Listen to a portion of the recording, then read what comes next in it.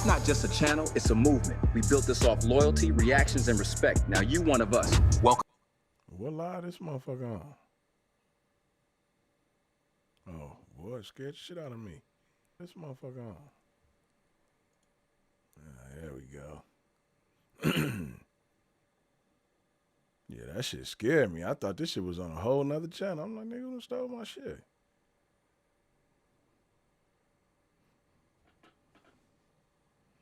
All right, y'all.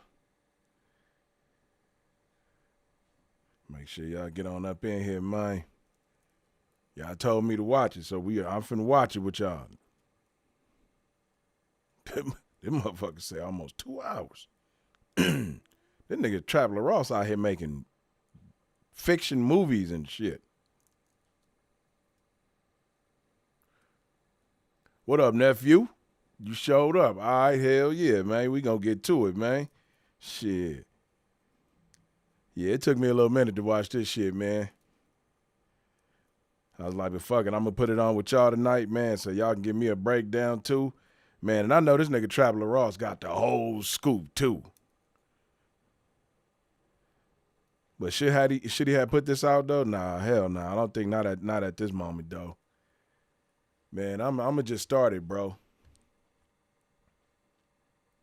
If I told you NBA YoungBoy had 19 people killed, would you believe me? Right now, nobody has a bigger buzz in the rap game than YoungBoy. His Massa tour reportedly grossed over $70 million and is on track to be one of the top 10 earning rap tours in American history. Only the realest YoungBoy fans would know that YoungBoy hadn't touched a stage since March 2020, right before the lockdowns begun, when his Still Flexin' Still Steppin' tour was cut short after the second stop in Los Angeles.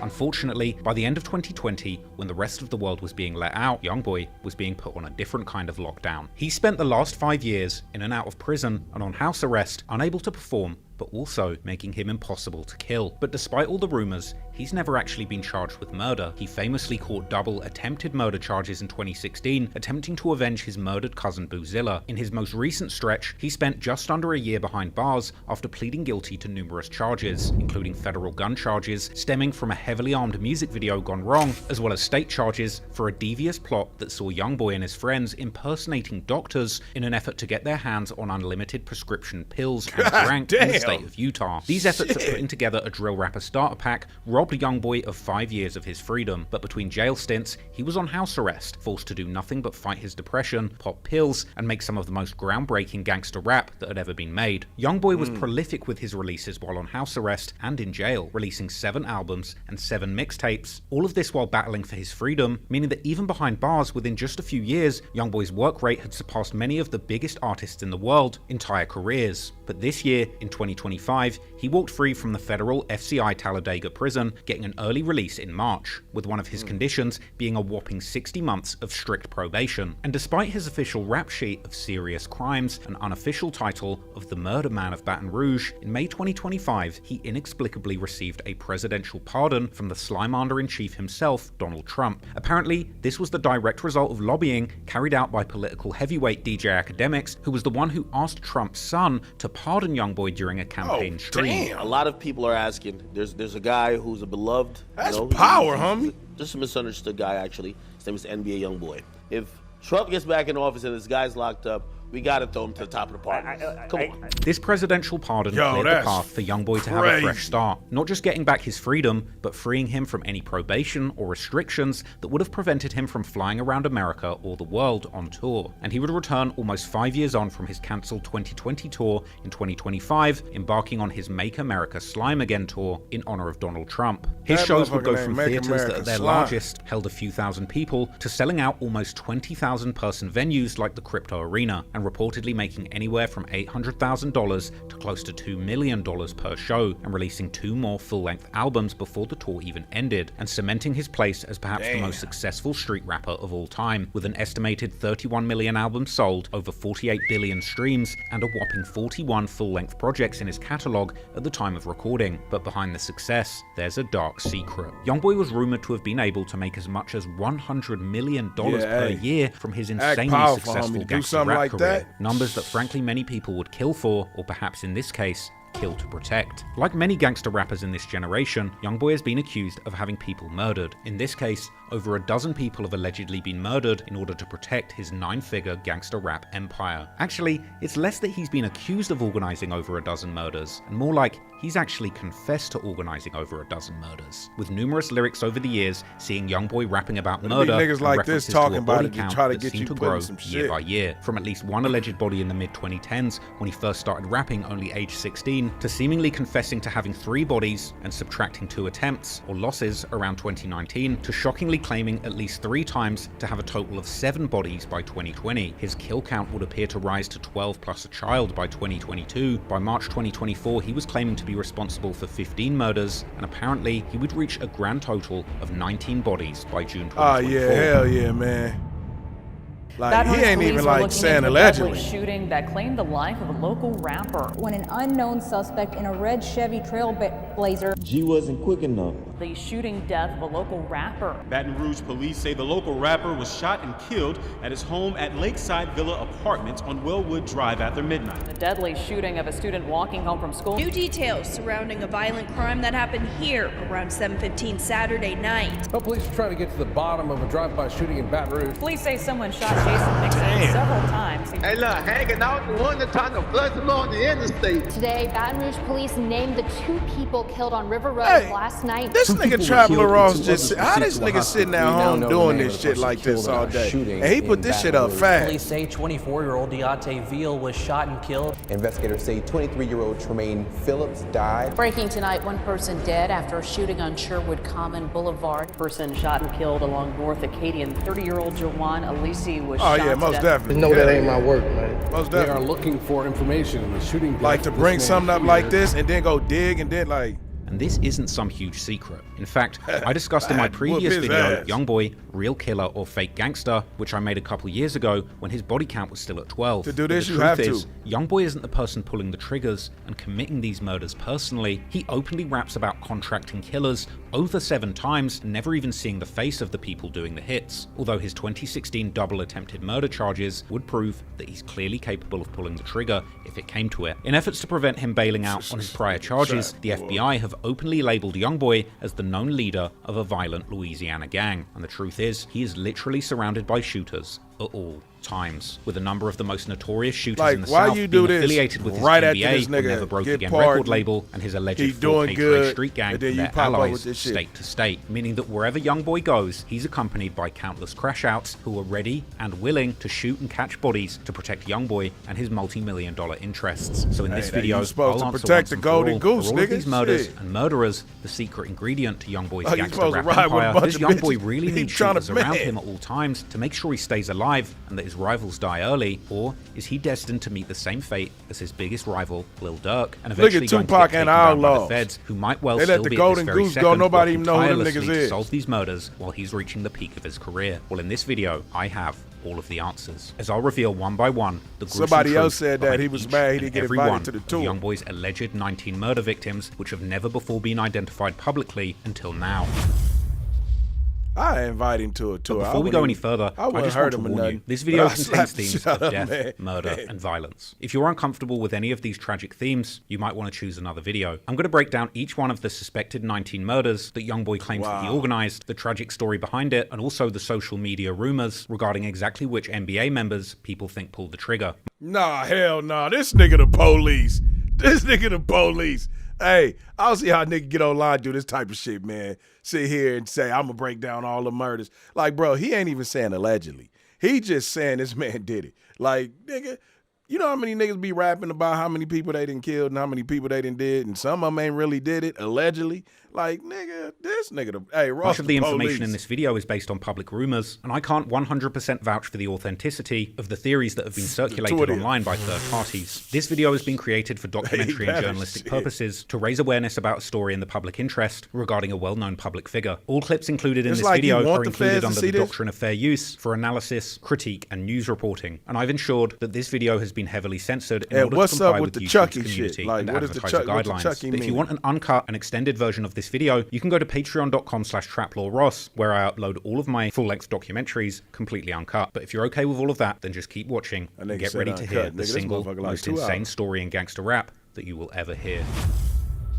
Years before the sold-out stadiums, the 40 billion streams, and the countless Reddit posts speculating on how many murders YoungBoy was responsible for, he was just a troubled southern kid from Baton Rouge, Louisiana. His real name is Kentrell Deshaun Goulden, and he was born in 1999 in Baton Rouge, where he grew up in the city's north side around 38th Street and Chippewa. Suffering a turbulent childhood, overshadowed by violence and tragedy, in part due to his father getting a 55-year sentence for armed robbery and attempted murder, and the death of his beloved grandmother who raised him, this all led to YoungBoy being sent to a group home where he would suffer severe abuse and bullying before he would eventually start a life of crime of his own during his teenage years, doing home invasions and robberies that would eventually land him in juvenile detention. It was during this time that YoungBoy finally found his purpose through writing rhymes, and upon his release, he began recording low-quality songs at home with his friend and roommate OG33 using a cheap microphone from Walmart. It didn't take him long to pick up a buzz in the Baton Rouge street rap scene, and he soon aligned himself with a local rap label and borderline gang known as Top Boy Gorilla, or TBG, led by rappers G Money and Fredo Bang. Unfortunately, one of the first people to give YoungBoy a leg up in his career would wind up being the first of many people that would be murdered to protect that career. YoungBoy would eventually release his first mixtape, Life Before Fame, under the TBG label in 2015, but soon issues like jealousy, disputes over money, and street beefs seemed to cause a falling out between YoungBoy and TBG, and in the aftermath, he and his close friend OG33 branched off and started their own movement that would eventually be worth hundreds of millions of dollars. I'm of course talking about NBA, aka Never Broke Again, which became both a rap label and a tight-knit crew of YoungBoy's closest friends, as well as his most prolific shooters and killers. This included infamous figures like Ben 10, Big B, Herm, Montana, Michi Baby, KD, Lil Pap, and Baba, just to mention a few. Moreover, wait a minute, hold on, god damn. 10, Big B, Herm, Montana, Michi Baby, KD, Lil Pap. I knew this nigga was somebody. I knew he was somebody. I said, this nigga got some big ass ears in one of the videos I just react to. I said, this nigga got some big ass ears. Man, see, that's what I'm saying. You can't be in traffic with these type of niggas and thinking they bitches, man. Man, they even got a Chinese nigga on this motherfucker, Montana. Wait, oh, shit. Wait, hold on. This ain't the one he's saying Montana like my father, is he? Is this who he talking about? Shit, Michi or Rat. Which one is Michi? And Baba, just to mention a few. Oh, I see Michi. 10, Big B, Herm, Montana, Michi Baby, KD, Lil Pap, and Baba, just to Michi Baby. Okay, damn. Mention a few. Moreover, in countless lyrics, YoungBoy and other NBA members would claim allegiance to a gang known as 4KT or 4K Trey, which appears to be a larger street alliance in Baton Rouge, that's what possibly I see also in other cities that YoungBoy and his friends would represent. There's been endless debate about the true underlying meaning of 4K Trey. Some have suggested it refers to those who killed for YoungBoy or killing for Kentrell. Others have suggested that it actually referred to the beef with TBG from the south side of Baton Rouge who rep the 4, saying that they're 4K or 4 killers and that they banged the 3 or the Trey. While others have suggested that it refers to forever killing the ops. But whatever the true meaning, the broader national alliance of this gang appears to be within the Bloods, more specifically the notorious East Coast originated blood faction known as Money Murder or SMM, who are known for sometimes representing themselves with the bright green color instead of the traditional red, while also making use of other symbolism based on this color theme, like calling each other slime. But before NBA or 4K Trey would allegedly commit their first murder, they would suffer a tragic loss of their own, which led to one of the only incidents where YoungBoy himself had been confirmed to have personally been involved in a shooting. These events began unfolding when YoungBoy's cousin Boozilla, affiliated with— Man, look how this nigga look little and, man, innocent and shit, man. This nigga was riding at 7, nigga. Damn. Shit, nigga, I fuck what they talking about, nigga. This nigga ain't no motherfucking Tupac, nigga. This nigga, shit. You know, you hear Tupac's story and then This nigga shit ain't even The started. crew known as BBG, or Bottom Boy Gorillas, was gunned down in November 2016. BBG was a direct rival to TBG, the label and gang that YoungBoy declined to sign to, who had since turned from YoungBoy's acquaintances to his main rivals. In the aftermath of Boozilla's murder, YoungBoy would wind up catching a double attempted murder charge for a shooting incident where he and other known NBA members tried to avenge Boozilla's death. The following year, in 2017, YoungBoy would plead guilty to aggravated assault and ended up getting a suspended sentence in this case. Effectively, the judge had been very merciful and granted him a second chance at life in his career with strict conditions. Soon after his release, he would hit the big leagues with his music, dropping the coveted AI YoungBoy mixtape, charting on Billboard, and signing a $2 million deal with Atlantic Records. But while YoungBoy's career was reaching new heights, his feud with TBG would intensify as former friend G-Money would soon become his biggest rival. G-Money would begin dissing YoungBoy with dedicated tracks like WNBA Smoke, where he appears to threaten to send his Wait, so G-Money was his, that was like his big brother, right? Like, man. shooters at YoungBoy and the NBA crew, rapping that if you take it there with him, you're not going to make it back. YoungBoy would fire back in songs such as Ride On 'Em, with chilling lyrics claiming that the only way the beef would end was with G-Money getting shot, and even hinting that he'd put a bag on his head. Now, before we go any further, I just want to make one thing clear. You can hate on YoungBoy all you want, and you can call me the feds, but this is a dangerous man who warns his enemies and tells them exactly what's going to happen to them. G-Money was warned what would happen in 2017 if he kept playing with YoungBoy, but he didn't take these warnings seriously, and he wound up being the first of many who unfortunately found out the hard way that nothing can get in the way of the NBA empire. The conflict kept escalating throughout 2017 as both sides would go back and forth on social media. Yeah, that little like my little partner, he used to be like my little brother. He stayed with me and everything. Everything was still all good until he started, you know what I'm saying, like doing his own thing, getting him a little buzz, getting a little money. He just got the big, he mad about his sister too though. About his sister? Yeah, I had her a long time ago. She don't like me or something. I'm about beefing, what it is? I don't like you, I'm gonna keep on it, I don't like you. Talk about you don't like this, man. You ain't no for you to like, you hear me? G-Money wanted all the smoke, and his next move would be a fatal escalation. On August the 27th, 2017, G-Money dropped his notorious song Industry, another dedicated diss track aimed at YoungBoy and NBA. But this time, G-Money would get way more personal, mentioning people close to YoungBoy like his late cousin Boozilla and his mother Sharonda, as well as his sister, this time in a way that made sure that the relationship between these two former friends would never be repaired. But perhaps most interestingly, G-Money also revealed that someone had allegedly put $100,000 on his head, with Redditors later spreading rumors that YoungBoy's notorious manager Big Dump was actually the very person behind this $100,000 bounty. Famously, the video also prominently featured a Chucky doll, which was apparently a reference to an earlier YoungBoy video called What I Was Taught from September 2016, where the same doll could be seen, and this cursed doll would continue to pop up in spooky ways on both sides of this beef for years to come. From here, G-Money kept taking shots at YoungBoy and the NBA crew whenever he could. You, when you hide or do this and do that and do that, you ain't sticking with a so you. I ain't tripping on no dissing on none of that, you heard me? You, your mama, your brother, your cousin, your auntie, your uncle, whoever. Way throwback, you heard me? I made you script and you ain't do nothing about it. So how you think you could tell me something? And unfortunately, in some of these videos, G-Money was also revealing his location, as he can be seen standing outside a building while claiming that YoungBoy suddenly turned into a supposed killer after getting his record deal. Say, Lil, you know you ain't living like that, man. You get a deal and you done turn to a killer. When you start doing all that, man, you know you ain't cut like that, man. You know TBG been your muscle, boy. And the same you talking about usually don't live in jail, wherever they at, man. That's the same ran you out of Nouveau in the city, man. Yeah, you remember Will? Yeah, Will's out there. Yeah, you remember you ran out that store, man. You know what's happening with us, man. You hear me? Real. And I'm living out shit, you hear me? Everything you got with a deal, I got without a deal, man. You hear me? You know, 30 plus on my neck with no deal. Yeah, for real. Driving in $100,000 coupes and man. Yeah, with no deal, boy. You better stop playing and stay in your place, son. People familiar with the city of Baton Rouge could likely recognize easily that he was standing in front of a local recording studio on the 1900 block of Dallas Drive, where TBG were known to record at. The very same studio was also featured prominently in the music video for G-Money and Boulevard Quick's track, Set Trippin'. Unfortunately for G-Money, he massively underestimated two things. He underestimated how easy he was to find in the city, and he hugely underestimated YoungBoy and the NBA crew's willingness to kill to protect their budding empire. In the early morning hours of September the 10th, 2017, G Money was at that very same studio, seemingly recording another diss track aimed at YoungBoy, where he called the people's favorite rapper a liar. This would unfortunately end up being his last recording, as around 1:30 a.m. G Money would step outside the studio building and take his last breath before he was ambushed and shot dead. Baton Rouge police are looking into a deadly shooting that claimed the life of a local rapper. Police say someone shot and killed 22-year-old Garrett Burton on Dallas Street around 1:20 last night. Burton performed under the name G Money. An alleged picture of the shooter at the scene would later circulate on Reddit. G Money's good friend Fat Chapo, who was with him at the studio the night of the murder, would later describe the evening's dark events in a later interview. I was the first out the door.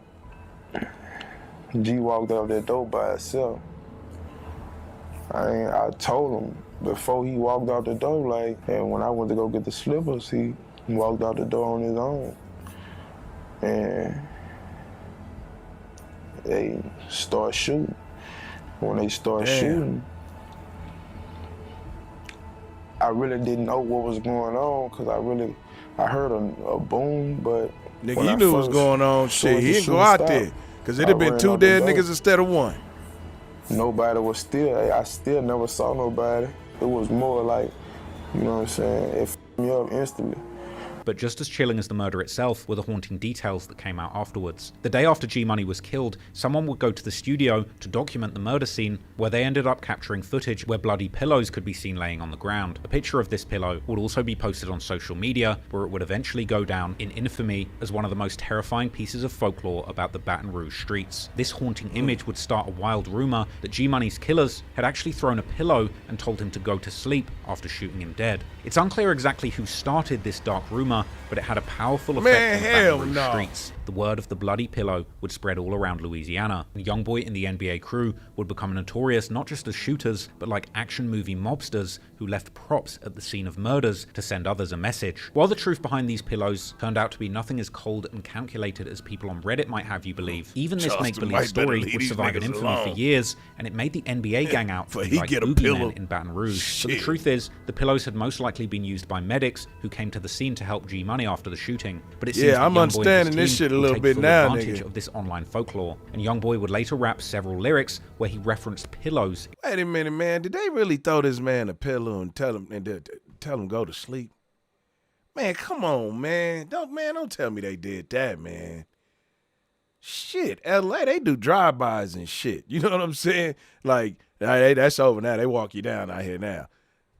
But I ain't never heard of a nigga throwing a man. Shit. In relation to murders, like in the 2020 song Step On, where he rapped that he would lay his ops' beds and throw them a pillow, and in the 2023 song allegedly, where he described his gang creeping up and laying their ops' head on a pillow when they kill them. In the music video for this song, YoungBoy even gets down and lays his head onto an pillow. The bloody pillow was a terrifying symbol of how far NBA members would take it if you got in their way, and as time went on, from this first murder, YoungBoy would continue to reference G Money, leaving cryptic warnings for anyone else who might gamble with their lives playing with the NBA. A new song titled Poor One would release about a month after G Money's murder and appeared to be explicitly dedicated to him, with YoungBoy starting his first verse, recalling a time when their bond felt more like a brotherhood before G Money shattered YoungBoy's trust by sleeping with his sister and bragging about it online. This was the first time one of NBA's rivals suffered deadly consequences in the streets after playing with YoungBoy, and he was not shy about reminiscing and talking openly about the person who had lost their life. Yet despite this being an open secret in the Baton Rouge streets, the authorities to this very day have struggled to truly get to the bottom of this case. It would take close to 2 years before they finally named any suspects in G Money's murder, but finally in June 2019,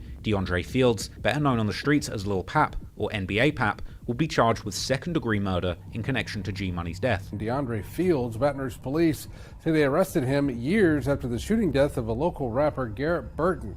Back in 2017, Burton went by the name of G Money. In his early music, YoungBoy had painted a picture of Pap as being one of his main shooters, and now here he was, accused of shooting YoungBoy's biggest rival dead. Lil Pap initially pled not guilty, and years later he would accept a plea deal on greatly reduced charges of accessory after the fact to murder, receiving a mere 5-year sentence. But interestingly, Pap would still swear to the judge and people close to him that he was innocent, and this sentiment was shared amongst G Money's close friends like TBG rapper Fredo Bang, who would also later claim several times publicly that Pap indeed wasn't G Money's killer. Y'all started sending me that instead of sending it to me, I was like, you seen it? You seen it? Yeah, I seen it. Oh, he's making arrests. Might be wrong. A man ain't do that. Do you know the guy that's being charged? Okay. You said that you didn't think the guy that they're charging with the murder actually did it.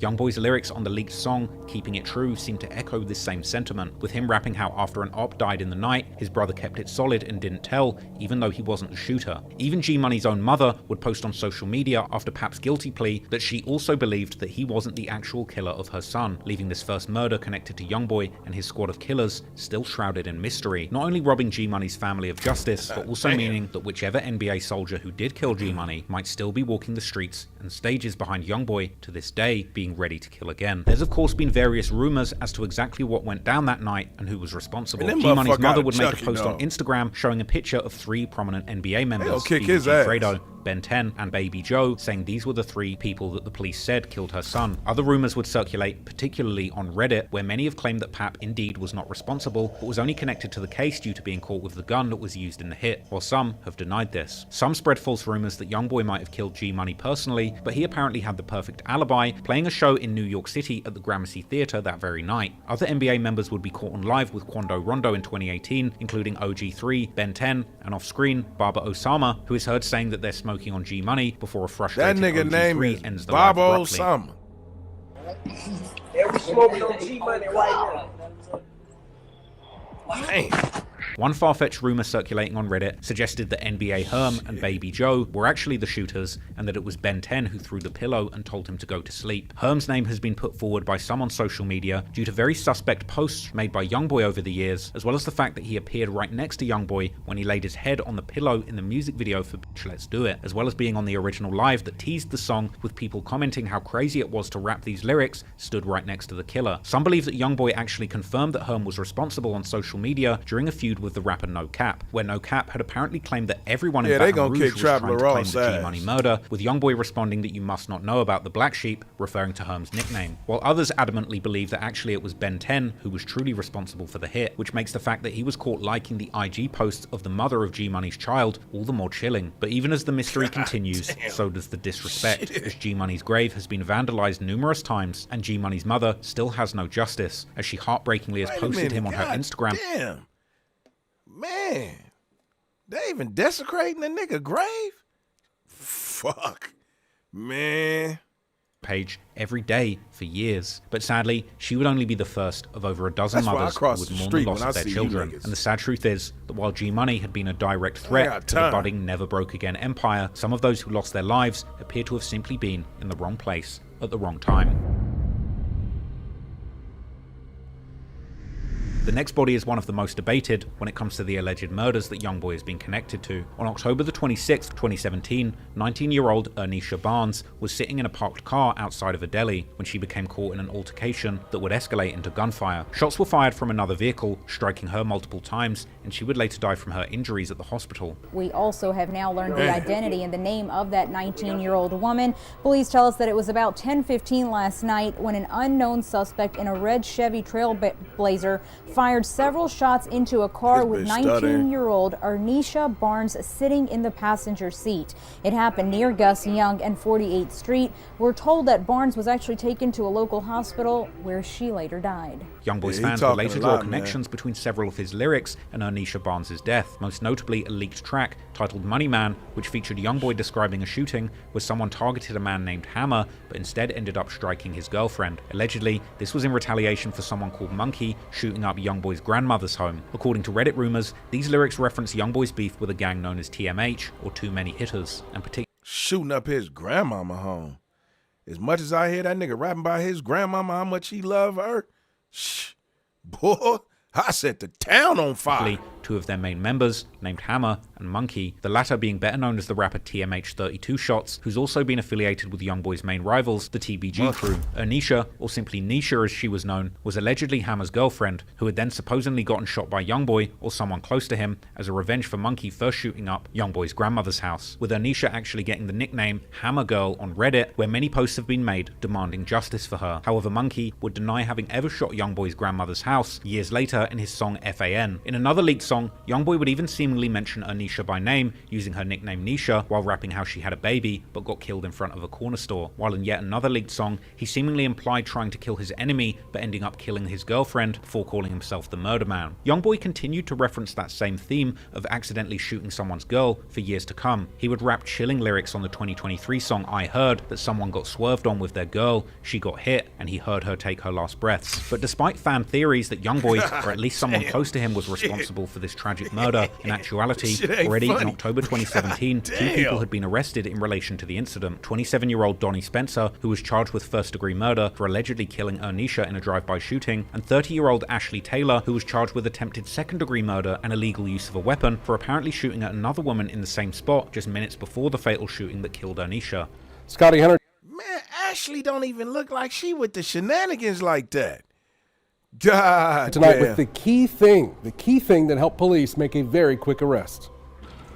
The man accused of carrying out this year's record-breaking murder in Baton Rouge, 27-year-old Donnie Spencer, is behind bars tonight. As he was loaded off to prison, he had nothing to say except one thing. Innocent. Spencer is charged with first-degree murder and attempted first-degree murder after allegedly gunning down 19-year-old mother Ernisha Barnes last Thursday in a drive-by shooting on Gus Young at 48th. His information put out on Friday. Roughly 72 hours later, he was picked up today by the U.S. Marshals Task Force. Although Spencer had first claimed to be innocent, he would eventually plead guilty to manslaughter in 2019, and he was sentenced to 22 years in prison. But even this wouldn't convince some fans, who would still keep claiming that Spencer had simply taken the charge for YoungBoy and believing his earlier claims of innocence as validating this theory. While this more far-fetched and far-removed murder seems highly unlikely to be truly connected to YoungBoy directly, the next murder would echo the hit on G Money, as another prominent TBG member with rumored bodies of his own against NBA would unfortunately go out the very same way. One person that played an instrumental role in NBA YoungBoy's early career was Big Dump, aka Desmond Hardnett. Big Dump had reportedly worked for YoungBoy as an agent or manager, and simply working for YoungBoy had undoubtedly made Big Dump a target in Baton Rouge, but later lyrics from YoungBoy himself would reveal that there might have also been other reasons. For example, on the 2022 track Doctor, YoungBoy threatens to shoot up a car, just like Dump would do, something that he reiterates on the 2025 track 86 Prayers. These lyrics seem to imply that Dump wasn't just a businessman, but also somebody that had a reputation in the streets and had personally participated in shootings, making him a target on multiple fronts. Combine that with the rumors that he was the one who had put the bounty on G Money's head, and it's clear that TBG members would have wanted to take his life too. On May the 4th, 2018, at around 6 p.m, Baton Rouge police would respond to a drive-by style shooting on the 2200 block of Nairn Drive. According to news reports, Big Dump had been chatting with family and friends in his old neighborhood when someone pulled up in a vehicle and fired several shots, killing Dump and injuring the woman standing near him, while 5 or 6 witnesses watched on in shock. Baton Rouge police say 29-year-old Desmond Hardnett died last night from his injuries. Police say Hardnett and a 32-year-old woman were both shot during a drive-by shooting yesterday afternoon. That happened near the corner of Nairn and Baywell. Slapping the beehive and shit. Are not and just think the motherfuckers gonna sit in there. Unfortunately, like many of the murders in Louisiana, Dump's murder was never officially solved, although YoungBoy's main rivals TBG would heavily imply being behind the hit. Just 2 months after Big Dump's murder, 2 of TBG's biggest remaining rap stars, Fredo Bang and Boulevard Quick, would release a song called Body Bag, where Fredo opens up by rapping how they pull up on an op and dump the whole clip, before interestingly mentioning putting someone's friend in a grave because they had dropped some knots, which could indeed refer to the rumor that G Money had a $100,000 bounty on his head put up by Big Dump before the murder went down, and they would go on to brag how they had caught someone right outside the house, the exact circumstances of Dump's murder. Boulevard Quick would again go after YoungBoy in his camp a month later on his song called And One, opening up the track by telling his ops to keep his friend's name out their mouth, likely meaning G Money, and telling them to go and dig their partner up, likely referring to Dump, while later rapping that he heard people are looking for him because someone lost his soul, before throwing a Dump ad-lib there for good measure, just to make it extra clear exactly who he was talking about. But Quick would also hilariously give himself an alibi, rapping how he went to the movies and then went to see a girl while Dump's murder was taking place. And in both music videos, once again, a Chucky doll could also be seen, which at this point had become a way for TBG rappers to cryptically troll YoungBoy ever since that G-Money industry music video. And just like G-Money, Boulevard Quick would also boast in several songs how he had heard around town that killers were looking for him, but he wasn't scared and still sliding, even ending his August 2018 music video for the song Never Lackin' by seemingly daring YoungBoy and his crew to try and catch him. Yeah. That shot that nut in your mama. Pull up. Come out here. You know, TBG Gorilla Gang, long live G Money. I'ma talk my shit. I don't have to have money, cause I ain't.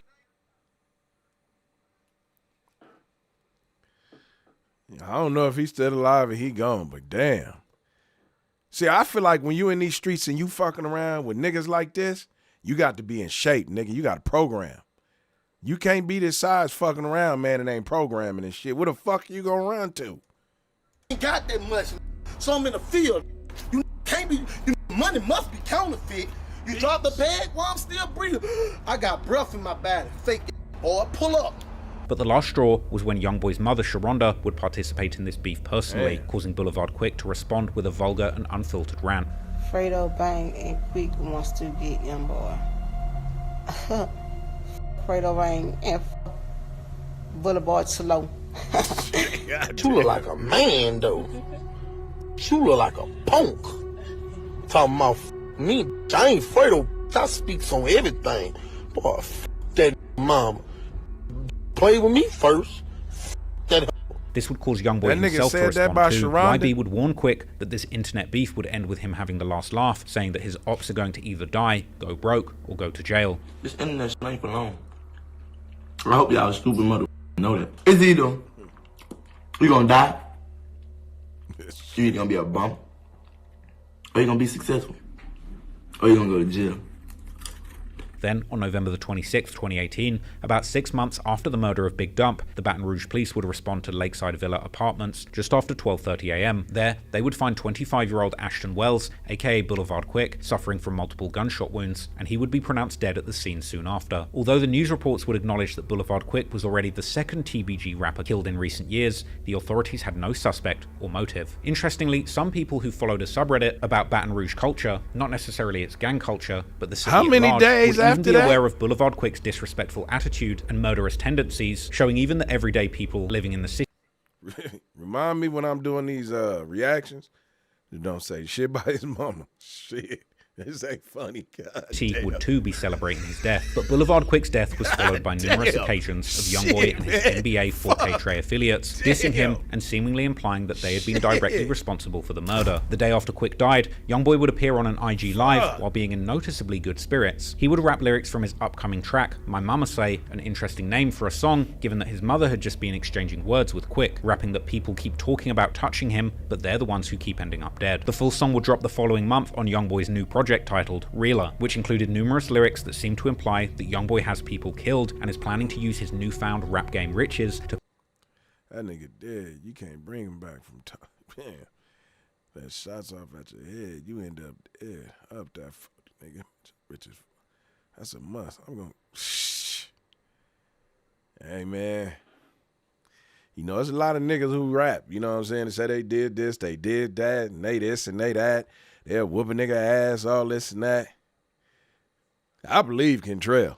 paid the shooters to keep killing people for him. He would rap specifically how he smokes up with his hitmen while plotting the next murder, and that they tell him that all behind YoungBoy they will kill people and that he will guarantee their check if they wet their targets. He would rap about the killers around him looking up to him and saying that he has bodies and that he hopes they don't catch up with him. In later songs, there would also be much more obvious references towards Boulevard Quick specifically, like the song Impact, where YoungBoy rapped how someone dissed his mother, so he ended up killing them, and famously on the song 1.5, where he raps that his mother had told him to leave Quick dead for speaking on her. Also, other NBA members would participate in the dissing, like NBA Big B, who in several songs dissed someone fat, who died, clearly referencing Quick, even including a cover art of himself literally smoking on Quick, while also rapping the song that if there's money on someone's head, he promises to get the job done, strongly implying that he had something to do with Quick's death. Interestingly, this murder being November the 26th, 2018, about a week after fellow Blood rapper 6ix9ine from New York would end up getting indicted by federal prosecutors for his role as a shot caller in the 9 Trey Bloods. Funnily enough, many people on Reddit at the time would speculate that the feds would likely soon be looking into NBA YoungBoy too, and speculating that there were 2 known murders and perhaps more unknown ones at this point in time. But despite the rumors and lyrics that seemed to tie the hit to infamous NBA member Big B, rumors would circulate on Reddit that the real killer was a lesser known affiliate of NBA known as Doody Black, a friend of YoungBoy's who was also a rapper himself.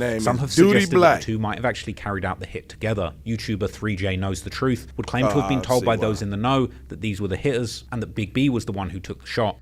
It was allegedly 2 people on the Boulevard Quick hit. Allegedly or whatever, it was Big B and Doody Black. Big B shot or whatever. Boulevard Quick was walking outside, and when he made it to the parking lot, that's when he seen Big B. Quick tried to run. Boulevard Quick tried to run back in the house, and they hit him or whatever. They hit him 2 times in the head. Big B and Doody Black killed Boulevard Quick. That's what somebody close to the situation DM'd me and told me. When Doody Black died, everybody started posting Boulevard Quick. When NBA Big B got shot, everybody started posting Boulevard Quick. YoungBoy would post a picture on FaceTime with Doody Black, and it's rumored that this was only a short time before the murder of Quick. Unfortunately, Doody Black, real name Darian Carter, was gunned down in his car in North Foster Drive in Baton Rouge on June the 11th, 2021, and the police were unable to identify any suspects, with many believing that TBG member Fredo Bang posting a picture with Boulevard Quick right after the murder of Doody Black was confirmation that he was the one responsible. Rumors have since spread that this was a paid hit as retaliation for Boulevard Quick's murder. YoungBoy would pay tribute on the leaked 2021 song Northside Legend, calling Doody that very thing and saying RIP. And he even seemed to express remorse over the retaliation that took Doody's life on the song Letter to the North, where he raps about telling his mother to send $10,000 to Doody's mother. Some on Reddit have suggested that there was never retaliation for Doody Black's murder because he wasn't a true member of the NBA crew. But while YoungBoy later would use his music to express his pain and regret over the lives lost in the name of protecting the NBA empire, after these 3 murders, YoungBoy would begin rapping more and more with pride about his triple body count. At this point in time, YoungBoy had already become a well-established and prolific artist in the rap game who was known for his unmatched work ethic, devoted fan base, and his unique and versatile style, which ranged from emotional auto-tune ballads, which his fans described as pain songs, as well as incredibly aggressive anthems designed for sliding on your ops, which his fans would describe as murder songs. And it would be this latter subgenre of murder music where YoungBoy would begin to talk more about his infamous body counts. Some of the first songs that mentioned specific numbers were seemingly made around 2019, not long after YoungBoy's killers had allegedly caught their 3rd victim, Boulevard Quick. One of these being a song known as All in My Way, which was supposedly recorded sometime in 2019, although it would only be leaked in November 2021. In this song, YoungBoy would rap that he has 5 bodies under him, but you have to subtract 2, possibly referring to the 2 attempted murders that he got after his cousin Boozilla's death, or the 2 losses that his own side had suffered, Big Dump and Boozilla. In another song called Murder Man, which was reportedly first played by YoungBoy's ex-girlfriend during an IG Live on November the 18th, 2019, YoungBoy seems to imply that he has 3 bodies, and that someone who talks shit about him on Instagram is going to be the 4th, with this likely referring to King Von, who had just recently dissed YoungBoy in March of that same year, suggesting that he'd been lying in his music. YoungBoy talking about on this song, I want to know how this happened. He talking crazy on this man. Oh yeah? He ain't even like that. On his man. On his cap. You got cap in your raps. But more about what happened to Von later. But this was only the beginning, and only 2 years after this number had more than doubled, as he would claim on his King Von diss song Dead Trolls, by 2020, YoungBoy was claiming to have racked up 7 bodies. Ironically, the exact same number of bodies that King Von was rumoured to have, indicating that in 2020, there was actually a direct rivalry between the two on who had the most murders, with them actually seeming to be neck and neck in murder counts during this period. But who were these 4 people who YoungBoy had allegedly killed in less than a year in order to go from 3 to 7 bodies and catch up with King Von? Well, YoungBoy. This nigga got, hey, I don't know how he doing this. This nigga got a whole Federal Report billboard up there with shit circled on it and shit. Like, I don't know. He may just have a lot of time on his hand or whatever. Is that a dude? Who these niggas?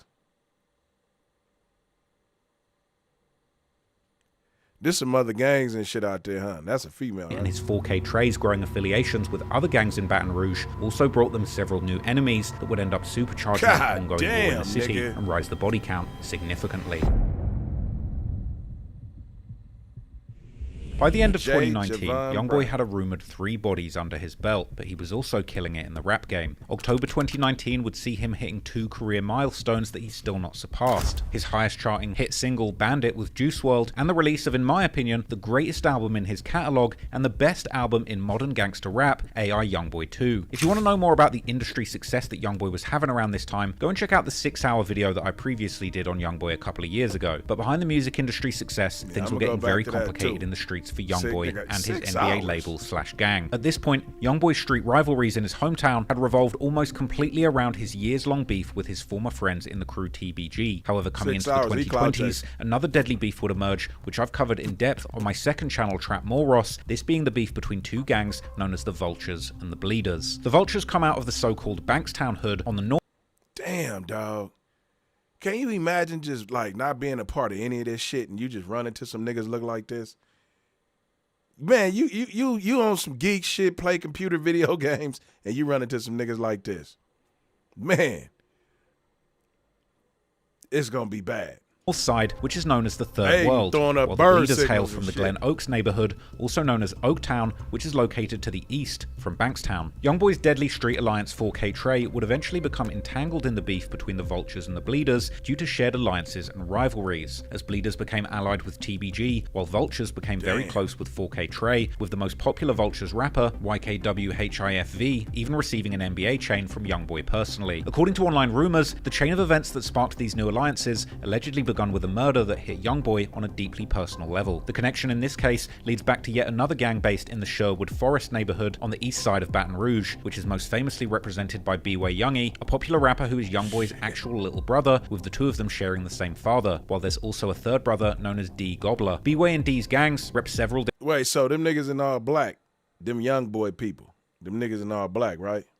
Them YoungBoy people. Different names, such as Goblin Gang or DHG, aka Dark-Hearted Goblins, and they also rep the number 6 and are sometimes called simply the 6 or 600 or 6 the Crew. B-Way's gang had a long-time rivalry with a gang alliance known as 300, which was founded by youths from 2 different hoods, Mall City on the east side and Gardier, aka G-Lane, on the far south side. On the afternoon of December the 2nd, 2019, 17-year-old Javon Brown, aka Jay, an alleged member of the 300 Alliance, had just got out of the school bus on Ottawa Drive when 3 teenagers begun harassing him. What begun as a fistfight quickly escalated into gunfire, and within moments, Brown was struck by a bullet and collapsed on the sidewalk. Approached him, they started a fight with him, and during that fight, one of them pulled out a gun and shot him.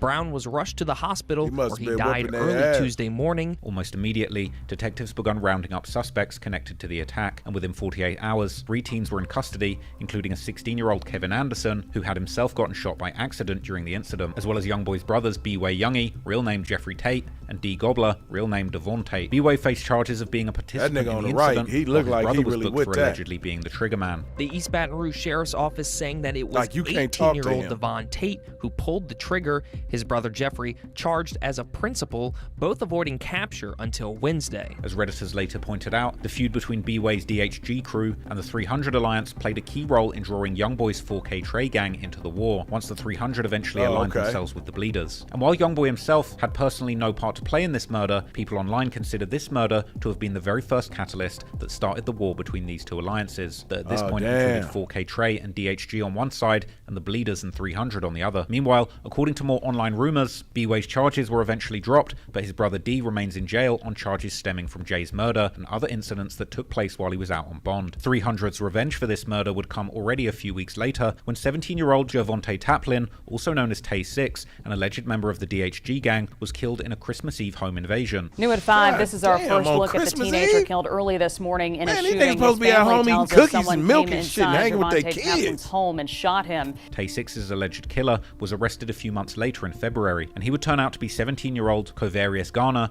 aka Cutter or Juice, according to the newspapers, who had confessed the murder to the police while also admitting that he was a member of 300. But while the law had so far been quick to catch both sides of this rivalry, 300 was already about to lose another member, as yet another gang would get involved in the war. Damn, so this a whole nother gang in the war. The next victim would be 17-year-old Gyron LaBouffe, a promising young athlete and a rapper who was known by the stage name Gyron Bang. He was apparently active in the streets too, with pictures of him toting firearms and fist-fighting circulating on Reddit. On the evening of Saturday, February the 8th, 2020, Gyron had left his home to go and buy a birthday gift to his mother at the Mall of Louisiana, the largest mall in the state and a popular hangout spot for the local youths. According to comments on Reddit, he bumped into 3 of his ops in the mall, leading to a fistfight, Gyron getting the better of one of them. This led those youngsters to come back with guns, catching Gyron on a street outside the mall, where they opened fire. First responders would find him suffering from multiple gunshot wounds near an apartment complex close to the mall, and they would rush him to hospital, where he would later pass away from his injuries. According to local news, Gyron's friend later told investigators that the two had indeed gotten into an altercation with a group of teenagers inside the mall. Later, as they left and headed towards a nearby trampoline park, they would run into the same group again, and after a brief exchange of words, that's when one of the teens pulled the gun and shot Gyron. But what the news didn't mention was that Gyron wasn't just an aspiring rapper, but also an alleged member of the 300 Alliance, who could be seen in his music videos repping the gang while toting massive guns. That's the opposite side. Less than a week later, the local NBA news would report how Gyron's alleged killers were captured, these being 3 teenagers who the police had tracked immediately after the shooting. 14-year-old Bradley Payne, 15-year-old Iman Street, and 16-year-old Frederick Tate, all facing second-degree murder charges linked to the shooting death of Gyron LaBouffe. These teens would all allegedly be affiliated with gangs that were 300's rivals, but most interestingly, one of them would turn out to be a youngster named Bradley Payne, who is now better known as the rapper 38 Young'un. He hails from the very same area where YoungBoy himself grew up, around the 38th Street on the north side, and repping a gang known as the Northside Rangers, or NSR, which according to some Redditors is part of YoungBoy's 4K Trey Alliance. And 38 Young'un himself is seemingly very well connected to people close to YoungBoy, even having made a song together with one of NBA's main members, Ben 10. Following Gyron's death, particularly many members of DHG, the gang that was repped by YoungBoy's brothers B-Way and D, would diss Gyron mercilessly on social media due to their own beef with 300. This little man. Damn, they nigga wanted to join 6 and yeah. Damn, man. Rest in peace. Trying to hit the purple, son? You ain't trying to hit the purple, son? Man, you trying to hit the purple, son? Shut up. I bet. Well, we're gonna roll you up in that purple then, son. Straight up. B-Way himself would also seemingly participate in the dissing, like in his April 2021 song Goblin Gang, where he raps how he's never going broke again, adding that ish dead, just like Bang, which appears to be a targeted diss towards Gyron based on his rap name, Gyron Bang. Also, 38 Young'un himself has seemingly dissed Gyron in his music too, like in a song and music video that's since been deleted, where he raps how he smokes such strong weed that it makes him see J, B, and C, with J seemingly being a reference to J, aka Javon Brown, while B refers to Gyron Bang. C, on the other hand, refers to yet another dead 300 member called Chris, real name Christopher Fields, who was allegedly killed by his own friend. The 2 other suspects in the murder of Gyron, Iman Street, aka Mond, and Freddie Tate, aka Tay Huncho, would later be convicted in the case, with Tate pleading guilty in 2022 after having the charges reduced, while Street also eventually pled guilty to reduced charges in 2024, still facing up to 30 years in prison. 38 Young'un's charges, on the other hand, were seemingly dropped, but he would be back in the news in 2023 when he and others were charged with allegedly committing crimes as part of a gang, known according to the local news as Never Broke Again Northside Rangers, this name obviously suggesting that the crew had branched off the original NBA crew around the 38th Street that was led by YoungBoy, with all this showing that if anything, 38 Young'un's ties to YoungBoy and NBA and his 4K Trey crews had only grown stronger. Members of a Baton Rouge street gang were formally charged. Bradley Payne, Jermonte Clark, Twain Bridgewater, and 3 juveniles were accused of being part of the NBA Northside Rangers. A grand jury indicted the 6 teens on charges within the criminal street gang statute in an effort to make the charges stick. On Reddit, some users have claimed that Gyron's murder ended up escalating the city's gang war significantly. And while it's not clear whether that's true or not, the killing in the city would certainly reach its peak during the early 2020s. But while these younger, YoungBoy-sanctioned NBA crash-outs were stoking these new deadly beefs, the sick murder that occurred under YoungBoy's watch was much more personal. The 6th body traces back to YoungBoy's early childhood, when his best friend Lil Dave, real name David Cobb, was shot and killed at just age 16 during a so-called Rest in Peace picnic held in honor of another slain youth in 2010. Lil Dave's killer was never caught, and according to police, the murder investigation was particularly hindered by the community's unwillingness to cooperate with them. YoungBoy would continue to honor Lil Dave's memory in his music, but he would also rap about his desire for revenge, like in his 2015 track Homicide, where he promised that once they catch the person that killed Lil Dave, He Will Die, and in the 2016 track R.I.P. Lil Dave, where he promised revenge for what was done to Lil Dave. However, there would be a drastic shift in the way that YoungBoy rapped about Lil Dave 2 months into 2020. In his unreleased 2020 track, Hold 13, YoungBoy raps that they killed Lil Dave when he was 12, but once he made 20, he knocked the killer's face off. The line made 20 could be seen as a reference to either YoungBoy reaching the age of 20, or perhaps racking up a net worth of $20 million by this point, or possibly even paying $20,000 to avenge Lil Dave. He would also expand on this in his other songs, like rapping in his 2024 track Missing Everything that he had a flunky pop the person that killed Lil Dave, while in a leaked song called Yesterday, he raps how his life is not anything like it was in the old days because he doesn't need to get revenge for Lil Dave's death anymore. On another leaked song titled Fighting Demons, YoungBoy would rap how he woke up one morning and heard that somebody had caught the boy that killed Lil Dave, and described frantically calling Ben 10 for an update on the situation and being disappointed to find out they didn't hit him in the head with more than one bullet. Online rumors would eventually connect these lyrics to a shooting that took place on March 1st, 2020. That night at around 7:40 p.m, 28-year-old Lewis Cryer was standing outside on the 6700 block of Cambridge Street when a car rolled past and someone opened fire. Cryer was hit multiple times and rushed to the hospital, where he would later die of his injuries. Well, police are trying to get to the bottom of a drive-by shooting in Baton Rouge. Someone shot Lewis Cryer on Cambridge Street Sunday evening. It's just north of Airline Highway. In the streets of Baton Rouge, Louis Cryer went by the nickname Scooter, and allegedly he belonged to a gang known as the Young Goons, or YGs, who were the previous generation from the Bankstown hood before the Vultures got started. This gang was indeed long rumored to have been responsible for the murder of Lil Dave, with Reddit rumors even pointing to a specific 4K Trey member known as NBA Q, aka Lil Q, as being the person who avenged Lil Dave for YoungBoy. He would be someone that YoungBoy would shout out several times in his songs for being a shooter, apparently part of a deadly duo with another 4K Trey member called Big E, aka Chopper Boy, with one post circulating on Reddit claiming that Q has 3 bodies while Chopper Boy has just one, and one infamous 2017 YoungBoy lyric would describe the duo carrying out a hit for him, saying that they run down their ops with a special delivery from YoungBoy. However, officially, the case of Scooter's murder remains unsolved, but all of these lyrics paint a vivid picture of this murder just being another part of YoungBoy's reputation as the infamous murder man of Baton Rouge, and Reddit commenters are convinced that YoungBoy was directly responsible for calling this hit, with lyrics from the leaked song Hurt Somebody, aka Out My Body, seeing YoungBoy appearing to take credit for avenging Lil Dave and referencing someone called Jordan lining it up. Now, YoungBoy was seemingly using his rap riches to settle old scores from the streets of Baton Rouge from 10 years ago, but it would seem that despite the NBA crew reaching the upper echelons of the rap game, this didn't mean their long-running and biggest ops from TBG would be spared. During 2019 and 2020, the beef between NBA and TBG would reach deadly new heights. On songs, YoungBoy kept throwing shade at his old friends, like in the song Free D-Dog, released in April 2019, where he seems to imply that TBG used to run Baton Rouge, but now they can't claim that anymore, while proudly bragging how he had been getting so many people killed that he had made the whole city of Baton Rouge mad at him for putting so many big bags on people's heads. Unsurprisingly, TBG wasn't about to let this kind of disrespect go unpunished. The following month in May, YoungBoy was booked to perform at Rolling Loud, the biggest rap festival series in the country, where his name would be found on the 4th row of Sunday's performers. It's hard to imagine YoungBoy being so low on the billing now in 2025 when he's selling out stadiums back to back, but at this time in his career, he was still just a young and hungry rising star. And the festival taking place that year in Miami was stacked with other rap stars, many of these being the rap game's biggest artists at the time, descending on Florida to perform, including the likes of Lil Durk, Lil Wayne, 21 Savage, Kodak Black, and Chief Keef. Funnily enough, one of the other artists who was there was Young Thug, the very same person who, according to some rumors, had actually blessed YoungBoy's 4K Trey gang into the official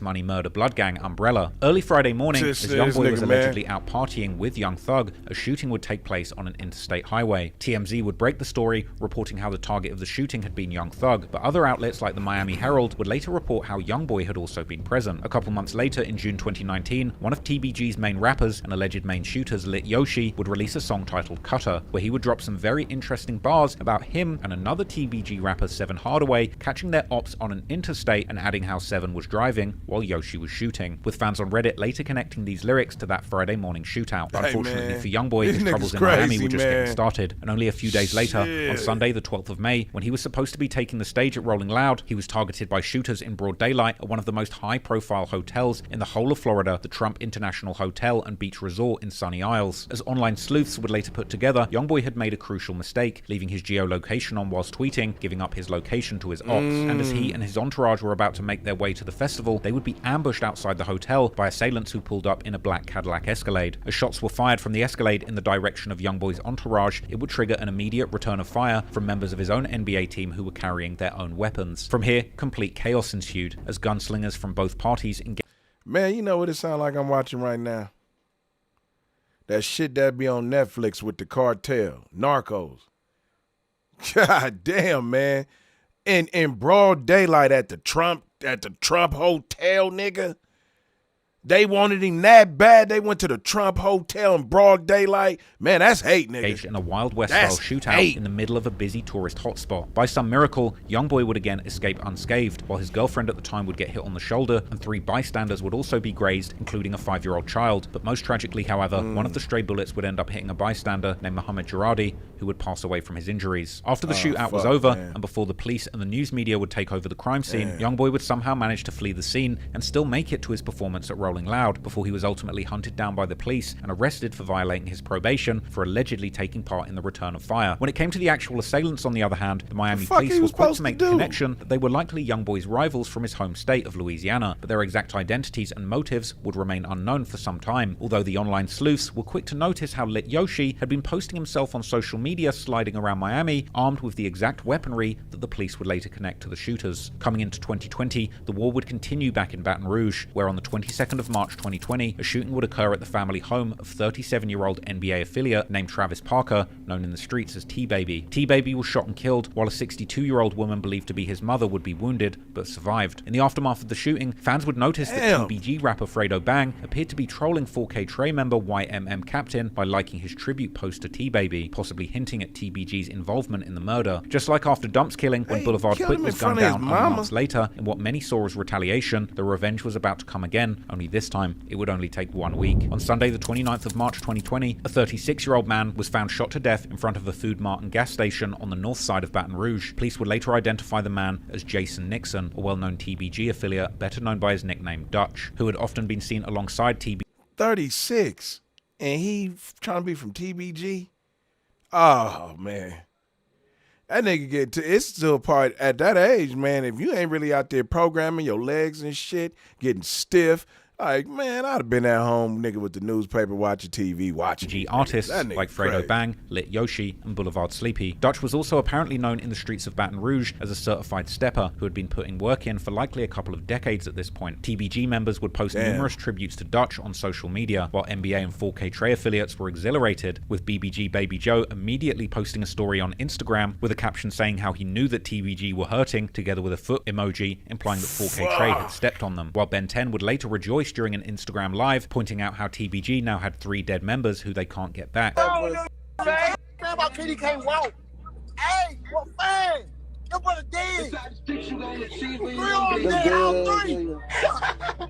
can't get him back. Yeah, shit. What you say? Wait. The dude with the big ears, is they saying he dead? Who's that? UG comes from Boosie. Oh, damn. From Boosie era. Also in online theories, 4K Trey has commonly been connected to at least 3 murders against TBG, the murder of Dutch being the 3rd. YoungBoy himself would also make a similar reference in a song called 4K Trey 3-Style, which was officially released in 2022, but the actual recording time is somewhat unclear, with some sources claiming the song was actually recorded all the way back in 2019. But in the song, YoungBoy raps how his TBG ops were repping off of one body that they caught from NBA, being Big Dump, whereas YoungBoy's gang had killed 3 of their homies, G-Money, Boulevard Quick, and TBG Dutch. The most interesting lyrics from YoungBoy, however, would be on the song Trapped Out, which would be officially released on the 2025 compilation album More Leaks, but the song itself is likely much older. On this track, YoungBoy first appears to reference the shooting in Miami, saying how they shot his whole car up before an infamous NBA member named Baba would step in. Baba, according to the wildest online rumors, is an actual contract killer with a rumored 10+ bodies, and according to these lyrics, he's the one who shot back and got the enemy off of YoungBoy in the shootout at the Trump Hotel. Baba, real name Osama Eugene Manuel, and YoungBoy would indeed both be later charged in relation relation to the shooting by Mohammed Jaradi's family in a civil court, which actually named Baba Osama as YoungBoy's official security guard. But after these lyrics, YoungBoy then continues rapping how people must have also heard about someone who got killed while pumping gas, saying how he pointed him out and got him out, which could in fact be seen to be yet another reference to Dutch, the implication being that Dutch was in fact killed at a gas station as retaliation for that Miami shooting. In online rumors, certain specific 4K Trey members have even been connected to the murder, like Herm from NBA and Chine from the Vultures, with some Baton Rouge drillologists even making dedicated posts labeling Herm as the killer of Dutch. Both Herm and Chine have also participated in dissing Dutch personally following his death, with Herm rapping in his 2022 song Puff Puff how people say that he's a killer and how someone was acting like it was smoke until Herm and his partners rolled him up. Herm then making a devilish play on words by saying that he's now smoking in jail, Dutch, a double entendre referring to both the Dutch Master's blunt raps and TBG Dutch. I can't call no nigga that, man. I'm sorry, man. It sounds like I'm giving a baby a bottle or something, man. I can't say that shit. Bye-bye.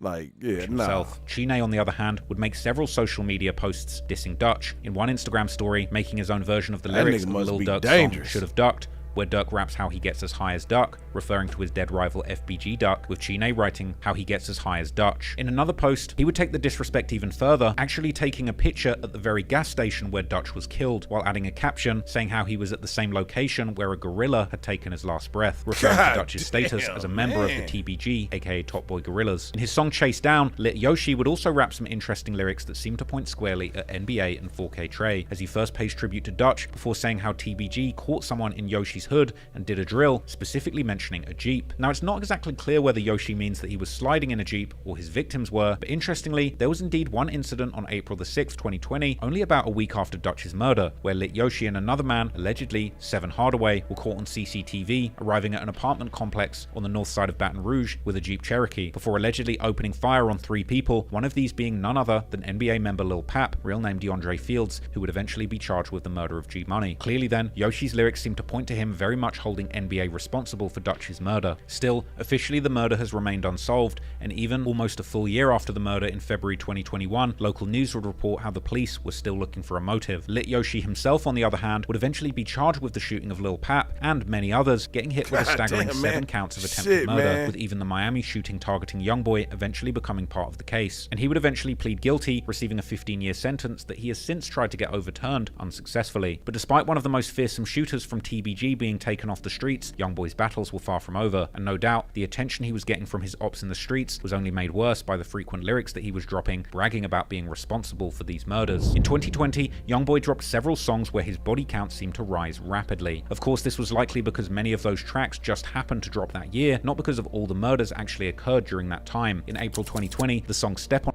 was released, together with a music video to promote YoungBoy's 38 Baby 2 mixtape that dropped later that month. In the song, YoungBoy claimed to now have 4 bodies, which based on our list so far, could be referring to any combination of them, depending on when this song was recorded. Then, in September 2020, YoungBoy dropped the song Big Bankroll as part of his Top album. However, according to Genius, this song was actually already teased by YoungBoy as far back as July the 29th, 2019. In this song, YoungBoy appeared to imply to already have 5 bodies, and by late 2020, the public body count had grown to 7, as mentioned on the song Hurt Somebody, which YoungBoy reportedly premiered on his Instagram Live on August the 22nd, 2020. However, the much more famous example is of course the song Dead Trolls, which he released on the same Top album as the song Big Bankroll, dropping the music video for the song the same day the album y'all been was telling me released to in react September to this 2020. too. Here, YoungBoy even specifies that all of these 7 murders supposedly happened in his hometown of Baton Rouge. Interestingly, the song has been seen as a diss towards the rapper King Von, who YoungBoy was beefing heavily with around this time, and King Von would famously also claim to have 7 bodies of his own. Now, I'm pretty much the internet's leading expert on King Von at this point, as I broke down all 7 of his rumored murders that he'd been involved in a 3.5-hour video where I labeled him a serial killer. It's my personal opinion that King Von did indeed personally murder 7 people as part of his own participation in Chicago gang war. However, if you want to go as far as to include murders that he might have ordered, like that of Tucaville's Man Man, aka Get Right, or murders that he allegedly funded,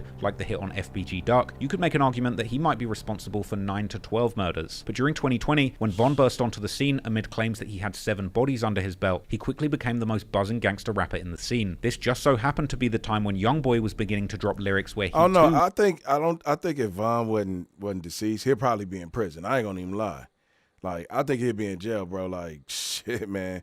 Like, that shit that Traveler Ross dropped on him, That shit was wild, would brag about having 7 bodies. It seems to me that there was a degree of insecurity on both sides when it came to Von and YoungBoy, leading to a twisted rivalry. And I've never heard none of his music like that. But with YoungBoy, it's safe to say that things are much more complicated, because as he has also said in his songs, he wasn't the actual trigger man in any of these murders, but rather just the one paying for them. I believe that King Von disliked YoungBoy because he didn't believe his claims of having bodies to be valid, considering that he was paying hitmen and claiming the murders his crew was doing, unlike King Von, who had seemingly got his hands dirty and personally killed 7 times. Unfortunately, the rivalry between YoungBoy and Von would get very complicated, as Von would provoke YoungBoy by taking photos with the mother of his child, Jania. Interestingly, after this, one of YoungBoy's most feared enforcers, NBA Ben 10, would actually promise to kill Von for what Jania did with him, but ultimately, that wouldn't even be necessary, as unfortunately, King Von underestimated the situation when he attempted to embarrass YoungBoy by beating up his artist, Savannah rapper Quando Rondo, who had signed to the NBA label. As the story goes, Quando was being protected that night by Lil Tim, a notorious shooter in his own right with rumored bodies of his own in his home city of Savannah, Georgia. Lil Tim ended up shooting Von dead that night, protecting Quando Rondo's safety and arguably YoungBoy's reputation. But for the purposes of this video, we're not going to count King Von's killing as a body on YoungBoy's tally. YoungBoy has certainly taken a liking to Lil Tim as a result of this though, seemingly bringing him on the Massa tour and using him as frontline protection after seeing him prove himself on Von. But even brushing aside taking out Chicago's most feared killer and adding yet another certified killer to his own entourage, unfortunately for YoungBoy's enemies, his contract business would seemingly continue like clockwork, because within 2 years of King Von's death, the number of bodies that he claimed responsibility for had almost doubled, rising to a staggering 12 bodies by 2022. The year that this song dropped, where he claimed to have 12 bodies, was an incredibly violent year, where an insane total of 6 of YoungBoy's enemies would all end up losing their lives back to back. Shit. The summer of 2020 in gangster rap was truly a battle of the bodies, with both King Von and YoungBoy how long it took this nigga to do this? Setting the internet on fire by both claiming to have been responsible for 7 murders. Despite King Von being the more certified killer with documented proof of his back-to-back murders, he was unfortunately caught out of bounds and ended up losing his life, just like many did before him, by underestimating the ruthless. You know what? My thing with the King Von thing, bro, like, I think he amped himself up when he went there. Like, and just thought it was going to be a play of, you know, I'm going to beat on this, I'm going to whoop on this dude. So, like, you know what I mean? He could talk about it, but man, that turned out bad, dog. Like, I feel like when you label that somebody like that thing got to always be with you no matter what. Like, own you everything. Like, man, you can't get caught lacking, bro. Like, that thing gotta be with you, like, especially if y'all doing what y'all doing. Man, of NBA, allegedly, Trey, and their affiliates nationwide. But in the end, even with King Von out of the picture, YoungBoy wasn't satisfied with being top of the killer rapper leaderboard and vowed to add more bodies you said to his they was building tally. Rico he famously up on rapped the chilling lines in his 2021 song Forgiato that a rapper, most likely Von, wanted him dead, but he'd taken their soul, and that at this point he had over 7 kills to his name and intended to surpass 10 bodies so that he could begin counting murders on his toes. And in the summer of 2021, there would be yet another murder that's been connected to YoungBoy's 4K Trey, but this one has by and large remained a mystery with very little information available online. But here's what we do know. You think he sell cookies or some shit? These niggas 18-year-old Cornell McDuffie, also known in his circle as Nell, was involved in a single car crash on East I-10 near Essen Lane around 11:34 p.m. Immediately following the crash, officers found McDuffie lying in a grassy area near the crash scene, while 3 others attempted to flee on foot. Subsequently, the 3 people were arrested, but they were uncooperative, while McDuffie was transported to a nearby hospital where he later died from his injuries. The police connected the crashed car to a shooting that had taken place right before the crash about 3 miles west on the 2200 block of Ballas Drive, which is why the local newspaper The Advocate would first report that Nell had died due to a gunshot wound. However, an autopsy would reveal no gunshot wounds, meaning that Nell's fatal injuries were in fact from the car crash itself. Following Cornell's death, his balloon release was held in Gardeer, one of the strongholds of the 300 Alliance, and later on, members of 300, including their perhaps most well-known rapper, Rel Bang, would engage in an interesting conversation with some 4K Trey members on the Clubhouse app, during which YoungBoy's alleged cousin, Hu Gang D, aka Scully, seemed to reference a shooting incident like the one that had preceded Nell's death, but calling the dead person Cornelius, possibly mispronouncing Cornell's name while saying that he had put the iron on that boy and gunned him down. Hey, look, hanging out the one that's trying to flush him on the interstate. I'm telling you. Hey, now you were hanging out that so now you were hanging out that window. Man, look. Hey, say. Pull up that 06. Hey, look.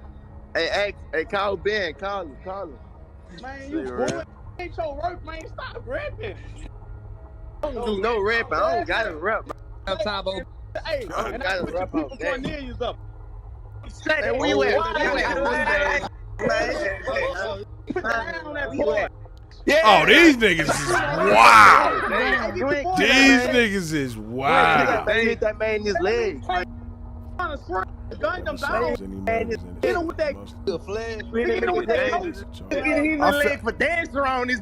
I kind of feel like though, like with everything that's going on, like all this shit that I didn't watch, I'm thinking to myself, where the fuck is the police and shit? And man, I think them motherfuckers is scared. Like shit, I keep it 100 with you. Like if that was my unit, nigga, don't take y'all ass out there. Them niggas got shit that we ain't got. Nigga, we got shotguns and Glocks and shit. These niggas got 221s, 223, whatever the fuck they call it.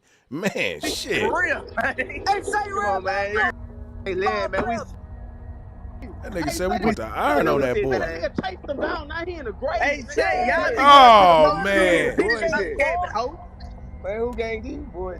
Like, doing too much screaming on here. You heard me? I put the iron on the plate like I'm blind.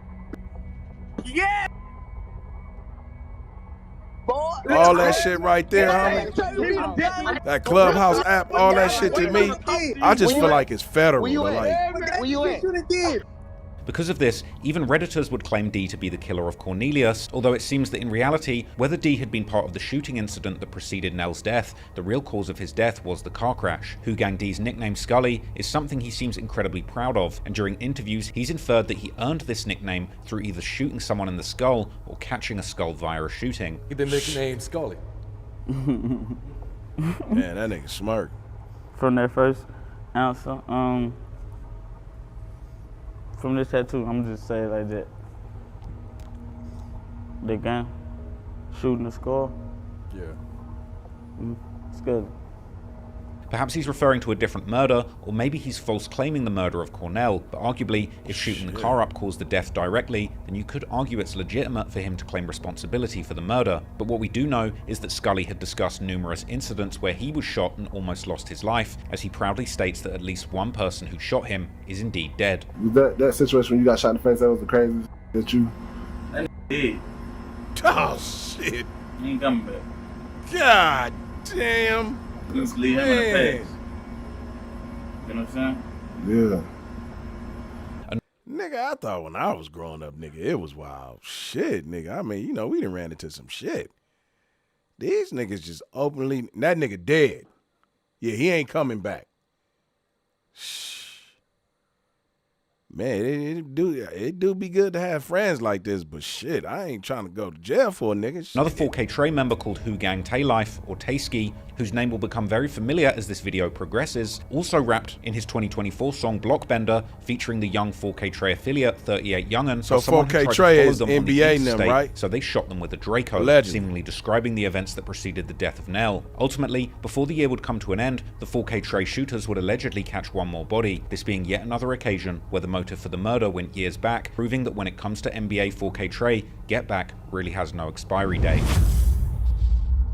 Oh, that's dude with the Like the big murder head. of Lil Dave's alleged killer, the motive of the next murder would also stem back to YoungBoy's past, more specifically, the murder of his cousin Boozilla in November 2016. The murder was never officially solved, but rumors quickly begun circulating who might have been responsible. One name that surfaced early was FL Dusa, a rapper from a clique called Forever Loyalty, who would later become closely affiliated with TBG, with Dusa dropping numerous songs with TBG artists like Fredo Bang and Lit Yoshi. Dusa and Boozilla had been beefing heavily in the lead up to his death, with Boozilla dissing Dusa in his July 2016 song Forgive Me, rapping how Dusa was scared to walk through the South and that they were laying down the law in their area. And following Boozilla's death, the comment section of the song's music video would fill up with replies mocking him for making these statements, which implied that Dusa had in fact not been scared to walk through the South and had in fact come through to kill Boozilla. But despite these rumors, Dusa was never officially connected to Boozilla's murder. In early 2017, the Baton Rouge police would arrest two men in connection to the murder, Trayshawn Coates and Monte Carey. Them police don't give a fuck about shit out there. As both men men were ultimately not indicted by the grand jury, who left the door open for more evidence to be found in the future.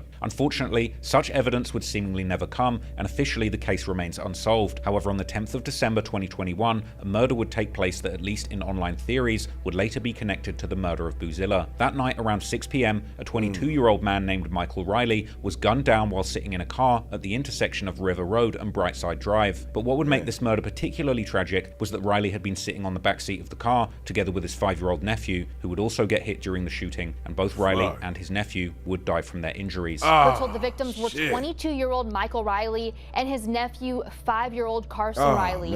Officials say both victims were passengers in a car. The police would soon come to a conclusion that this had been a targeted attack, but they weren't aware of any suspects or motives. Individuals that pulled up next to this vehicle and opened fire intended to shoot the individuals that were in this car. Police not yet able to pinpoint a motive or any suspects. This, the latest investigation in a record year for homicides. Come on, y'all run the lights up, man, so we get some more motherfuckers up in here, man. Would eventually come up with some interesting theories. A key role in these theories points to yet another 4K Trey affiliate called BB4L Nolan, a son of a legendary underground rapper from Baton Rouge called Percy Keith, and allegedly a nephew of none other than the rapper Kevin Gates. Nolan had been making a career as a rapper since about 2019, when he was released from juvie at just 14 years old, but it was his 2022 song, Come Here, that would pique the interest of online sleuths as he rapped some truly wild lyrics about catching someone in traffic before adding how it's F that little boy too. The streets would talk, and eventually rumors begun spreading online that these lyrics were Nolan talking about the murder that was Get Back for Boozilla. And given how detailed these lyrics were, it was only a matter of time before they were connected to the double murder of Michael Riley, who was also known by his nickname Smiz, as well as the death of his nephew. But the most shocking thing is that YoungBoy himself would allegedly mention and confirm these murders in songs that released over the next year. The first example came only 2 months later in the track Neighborhood Superstar from his joint album with DaBaby titled Better Than You. In this song, YoungBoy would brag about turning the beats of his music into homicides and ending his second verse outright saying that he left 9 bodies in his town. However, the hit on Smiz that took the life of his 5-year-old nephew would seemingly be directly referenced much later in his December 2022 song titled This Not a Song, This For My Supporters, where YoungBoy updates his body count to 12 before adding how there's also one child dead, who YoungBoy seemingly isn't including in his overall body count, this child allegedly being the nephew of Riley. With YoungBoy then adding how he said to stop the violence, almost as if implying that his body count is not something he wants to brag about, but rather just the unfortunate reality of the situation that his gangster rap career had placed him in. This song appeared to echo a broader message that YoungBoy had been pushing in late 2022. Around the same time, in November, he even posted a somewhat strange video on social media, grinning from ear to ear while repeatedly urging his followers to stop the violence, which some people took as a serious plea, while others thought that YoungBoy was simply trolling. Hey, stop the violence. Hey, look at me. I could promise you it's a bigger side of life. Stop the violence. You could be a rich, you hear me? I could promise you. I'm talking about, I ain't gonna tell you what's in my bank account, but hey, I don't think he trolling. You hear me? Thank you.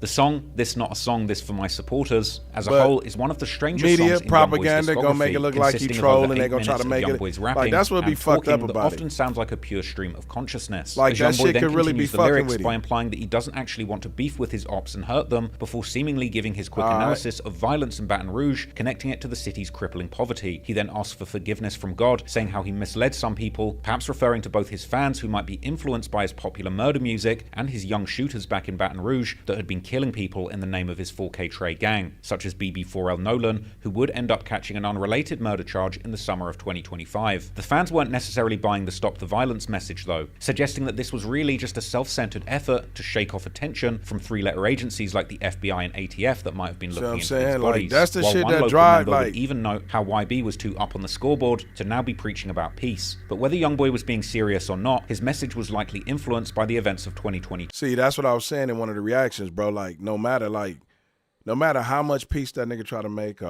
man, like, hey, look, stop the violence. Propaganda gonna come and say, oh, he's trolling again, he's doing this, and then that shit just starts spreading like a cancer. Like, man, but like, it don't look like he trolling to me, homie. Like, it's like when you listen to his music, you can hear pain, you can hear that shit. Like, it hurts. Like, and the violence around 4K Trey would surge into overdrive, starting with the beef between 2 gangs mentioned earlier, the Vultures and the Bleeders, who had already gotten into a war in 2021 that ended up claiming a staggering number of people in less than 1 year, eventually also drawing in YoungBoy's 4K Trey, causing a gruesome double murder in early 2022 that would shock the entire city. shit. Now, if you want to learn more in depth about the beef between the Vultures and the Bleeders in Baton Rouge, check out the earlier videos I did about this gang war on my other channels. But for the purposes of this video, let's keep things short. According to Reddit historians, the beef between these two gangs was a result of the Bleeders affiliating with gangs that the Vultures were already beefing with. One of these gangs is known as SOG, or Sleep or Grind, from Sherwood.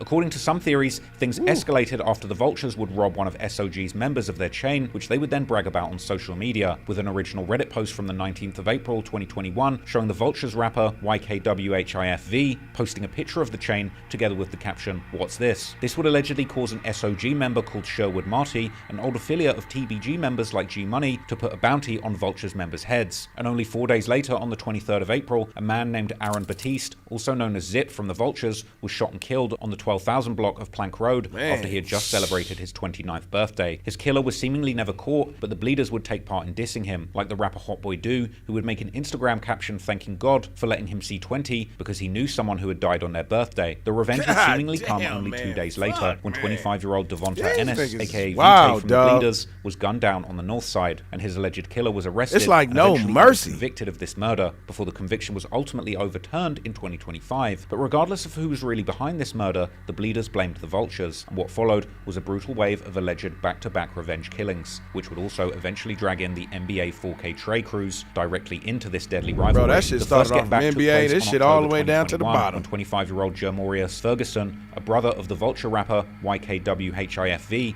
and another member known as Debug, was outside of a home in East Baton Rouge when someone shot at him from a passing vehicle, injuring him seriously, and he would eventually pass away months later. The police later noted that they didn't consider Ferguson to have been the intended target of the shooting. Damn, this kind of like some recent shit. Might have been the actual targets of the shooting. Later that month, the Bleeders allegedly struck again when 23-year-old Malakar Demoulin, better known as the rapper YKWHIF Car, was shot in his car in a Holiday Inn parking lot. This was followed 3 days later by the murder of the rapper and SOG member Mu Gotti, real name Jamonte Davis. At this point, 4K Trey were already indirectly involved in the beef through their close connections with certain Vultures members and their rivalry with the 300 Alliance, who in turn had become affiliated with the Bleeders, and who at this point weren't just directly beefing with YoungBoy's brothers gang, the DHG, but also openly dissing 4K Trey members, like the 300 rapper Rel Bang, rapping in the August 2020 song Smoke Talk how he plans on hitting Ben 10 from NBA with 10 bullets. However, it would end up being the next incident that would get the 4K Trey crew directly involved, as YoungBoy's right-hand man Ben 10 and his cousin Marvin Batiste were shot at while driving on a highway in Prairieville, just southeast of Baton Rouge. The shooting, which police quickly determined to be a targeted act of retaliation, left Ben, the apparent target, wounded, while his cousin Marvin was killed. The Bleeders would seemingly hint at being responsible a few months later, as Bleeder member 40 Glock U rapped on the song Gator Pack how someone got killed but the target had been Ben. Ben would reply to the dissing saying how his cousin was not in the streets and therefore didn't deserve to be killed. Yeah, these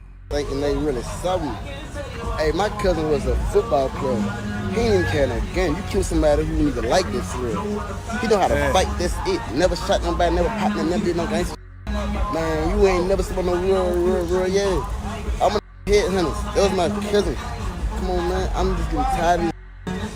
Every song, every Instagram, talk about my cousin. Man, bro, that was not like that. You know I'm at every day. You know what? I'm at every day. Like, be for real. We ain't thinking. You wanna post your people. We post ours, we don't live them. Okay, I got you. Still, later in December, another alleged cousin of Ben 10, 25-year-old Darius Joseph, also known as Jug the Ghost from the Vultures, was seemingly killed. Now, there are no news reports about his murder, but on the day of his death, there was a drive-by shooting that reportedly killed one and injured two, one of those possibly being Jug, who then died later that night, while the person who was immediately reported dead was 62-year-old Walter White, who according to the news reports was not the intended target. For Ben 10, Jug's death was seemingly the final straw. In his 2023 song Make 'Em Step, Ben 10 rapped how he had been spending his money on cars and dropping bags for Jug, seemingly implying that he had put money on people's heads to avenge Jug's death. During the funeral for Jug, on the other hand, one Vultures member would say to the camera how they're going 5 for 5, adding how 1 was down and 4 was hiding, that 1 perhaps referring to the dead Bleeders member Vitae, while the 4 remaining Bleeders members who the Vultures were targeting would soon become clear. Still, in December 2021, Ben 10 would get into a heated argument on Clubhouse with the Bleeders' most popular rapper, 18-year-old True Bleeder, real name Dante Dorsey, during which True Bleeder would accuse Ben of being a fake gangster who hadn't shot or killed anyone. Gangsters on my you the hat. Who you ever shoot? I ain't kill nobody. I'm stop talking like that, then. Man, I'm a whole hoe. You can't talk like that, man. I'm a hoe. Hey, why these niggas hate each other so much like this, though? I'm a hoe, but where I'm at, though. Never did that. It don't matter. I'm a hoe. We know that already, bro. And nigga never did nothing but talk good as a bitch. I'm saying. Not I've even shot one of his ops before. Not y'all kicking 10. That be them same niggas getting whooped from South. Who said not us kicking 10? Who said that? Go with them.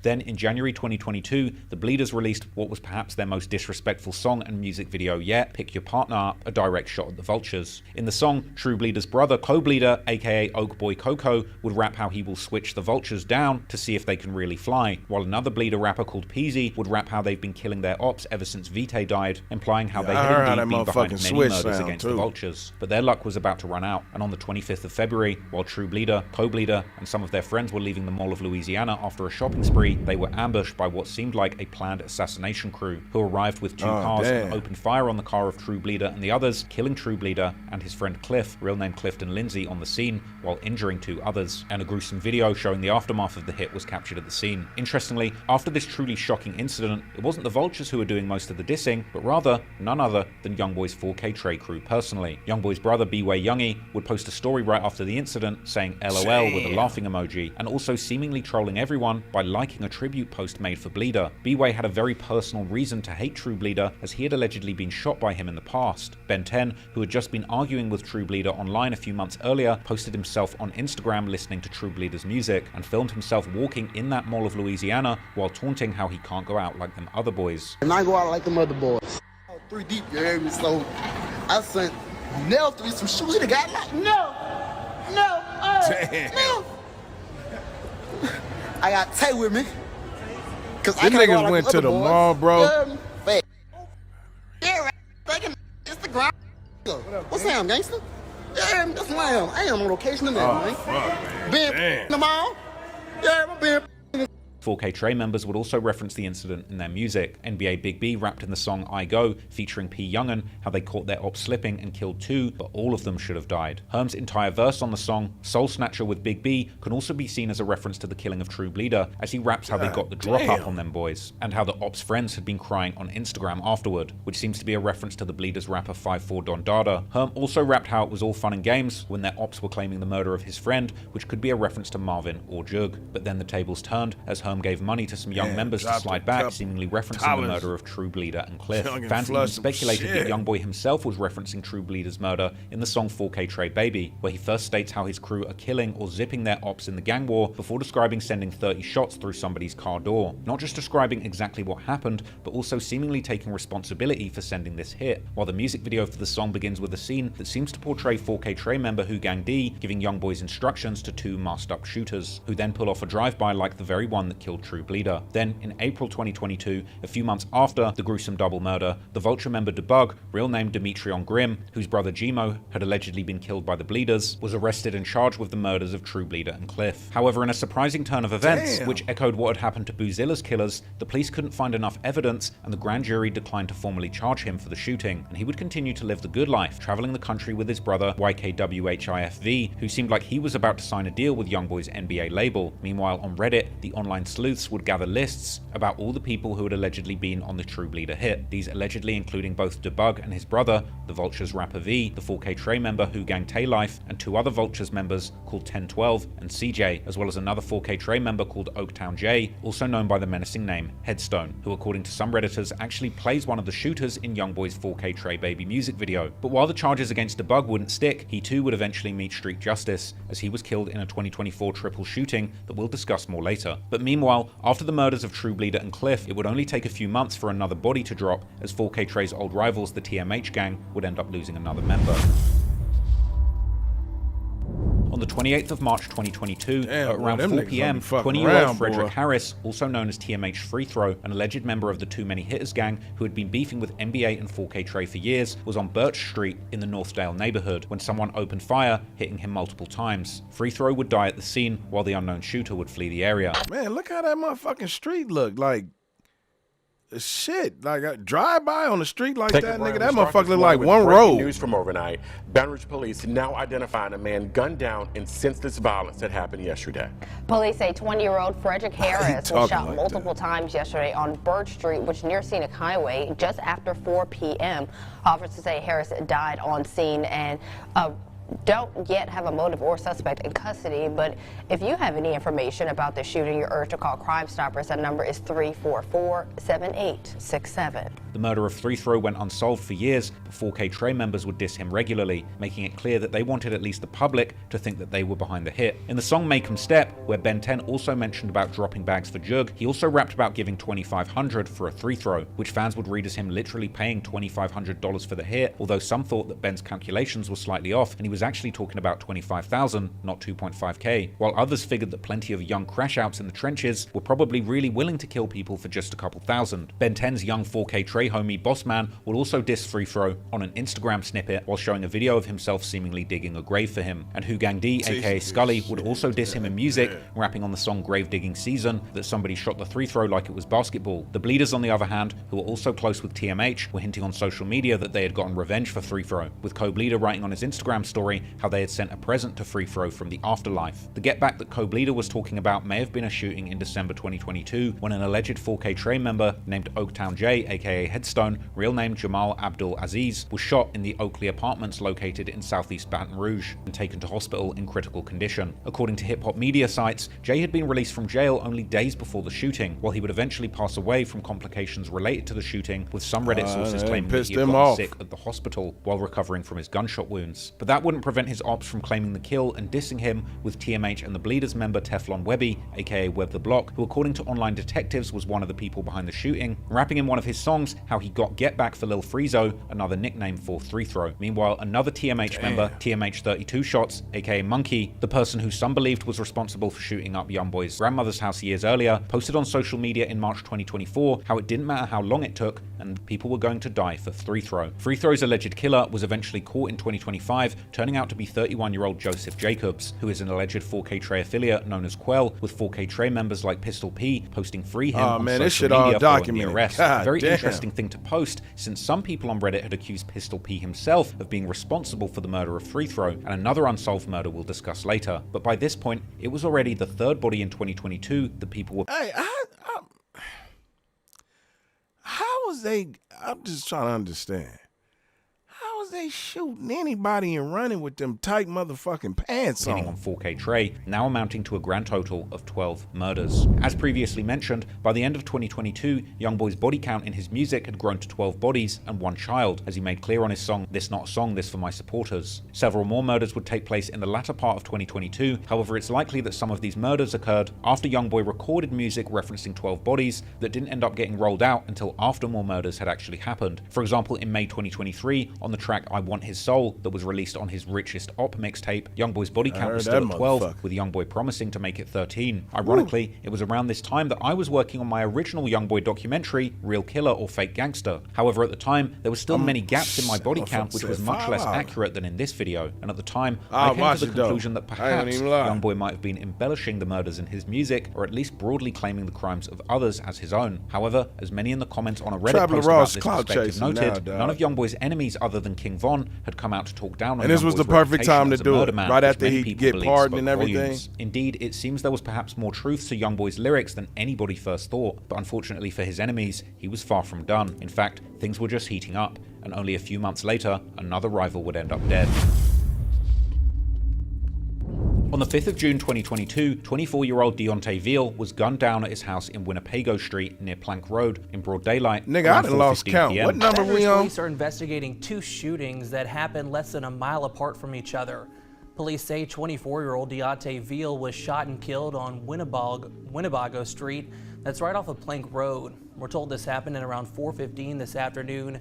Veals died at the scene. In the streets, Veal was known as Didi Blanco from a hood known as Darkside on the north side of Baton Rouge, but he was also close with a crew known as 60 Gang, both of these gangs being affiliated with the Bleeders. Didi's murder was one of 4 shootings that happened in that area within just 20 hours, but it's not clear if any of these incidents were related. Once again, 4K Trey members weren't holding back when it came to dissing their newest dead op, with Who Gang D immediately posting on his Instagram story a picture of him with Ben 10 and his cousin Marvin, together with the caption, "Go pick that dude up." In his December 2022 song Crash Out, D also rapped how he has Didi in his blunt and blood in his eyes. But perhaps the most telling lyrics came from Who Gang Tay Life, aka Taysky, who rapped in his May 2023 song Lonely how they killed someone on his own street. While in his 2024 song Creature, he seems to even admit that the shooter was him, rapping how they did him bad in his yard. Yet another Who Gang member called Dre Life took the disrespect to a new level in his 2024 song Don't, where he rapped how Didi had been shot in the head so bad his whole face was gone. No wonder then that 4K Trey, and particularly Who Gang, were commonly considered to have been behind this murder in online rumors. And after Didi's murder, it would take less than a week before they would allegedly strike again. T Measy, real name Tremaine Phillips, was another alleged TMH, aka Too Many Hitters member, whose murder had been connected to YoungBoy's 4K Trey gang. On the 11th of June 2022, T Measy and another man were out in front of a corner store on the 4000 block of Gus Young Avenue when someone opened fire on them, hitting T Measy fatally and critically injuring the other man. BRPD also investigating this shooting that killed one man and sent another to the hospital. Police say the shooting happened just before 10 this morning in front of a store. You know, I want to go to Louisiana to get some food and shit, but I don't know, man. Investigators say 23-year-old Tremaine Phillips died. A 26-year-old man was injured.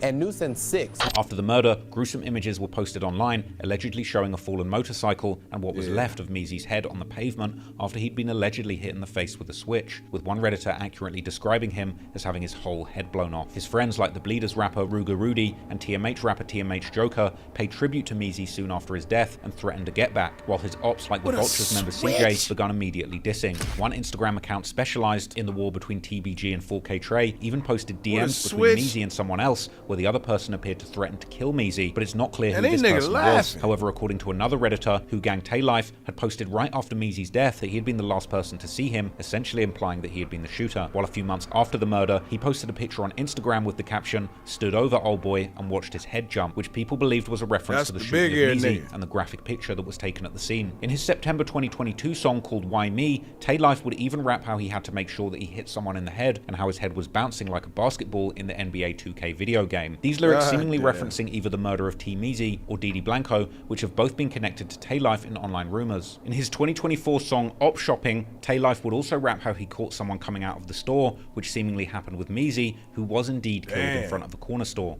YoungBoy's brother B-Way, on the other hand, rapped in a freestyle during his vlog with the... But you know what's it's fucked up though, like, by him doing this, it puts a lot of attention on YB, a lot of attention.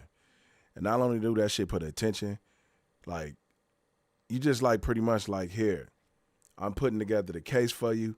Here go the documents. Look over it. This is what we can do. Like, bro, I believe a man can do more good right now, you know what I'm saying, than bad. Like, the Italians went to war all the time. The Italians went to war like a motherfucker. They went to war, but they also created peace amongst each other to make money. So, man, they just, you know what I'm saying, like, I don't know. And then it's like, hey, you got to think about it. God had disciples. Jesus had disciples around him. And them niggas was killers. Niggas was crooks, robbers, but he forgave them. You feel me? Come on, man. Taboo Room with Aaron S., where he mentioned someone trying to get away with a bike before getting shot in the face, which seemed to be yet another reference to Measy, who died next to a motorcycle. On that bike, you can't escape. Got hit all in the face, go pick him up for it's too late. And I try to keep my cool, but I'm dying behind my name. Them chopper bullets bang, yeah. All you see is flames, yeah. Bust the first one, bust it back. And we on your...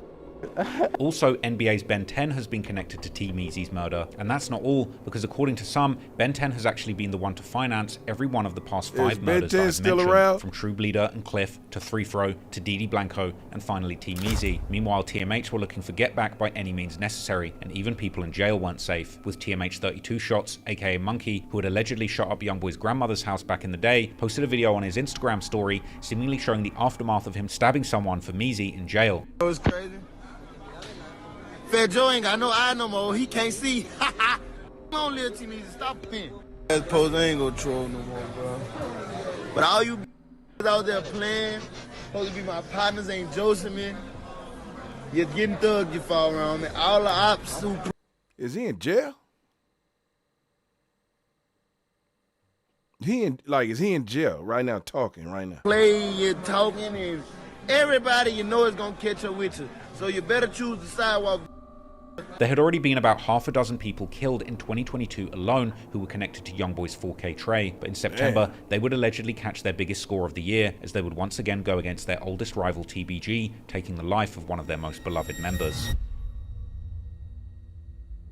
In 2022, the feud between 4K Trey and TBG would flare up once again, and another rising Baton Rouge rapper, who was a big name in TBG, would end up losing his life. Seven Hardaway was already 33 years old, and by no means a newcomer in rap, but he'd been recently making some moves in the early 2020s. That's how you know the street's hard. That nigga look a little older than me. I thought he was like... often dropping music with his good friends and TBG label mates Fredo Bang and Lit Yoshi, whose music careers had all been gaining momentum due to their viral beef with YoungBoy. Like other TBG rappers, Seven Hardaway had also taken part in dissing YoungBoy, prime example being his December 2020 song Treason, which he would begin by rapping about YoungBoy's early days when he was still cool with TBG, saying how he tried to coach him, but YoungBoy disregarded his advice and got lost in the rap game. He would also belittle YoungBoy for having beefs with famous people like Floyd Mayweather and Jay Prince, telling him that he's acting stupid, illiterate, and immature, as well as later dissing YoungBoy's use of auto-tune, his lack of street cred, and his hunger for clout, saying that he can't rap and that he never did anything in these streets, inferring that his whole demonic persona is fake. In August 2022, Hardaway released an EP called Transition, where he continued the dissing, like on the song Sinister, where he would diss YoungBoy by saying that while his albums are doing good, his partners back in Baton Rouge are getting killed. After hearing about these lyrics, NBA Big B would comment asking who died, insinuating that nobody from their side...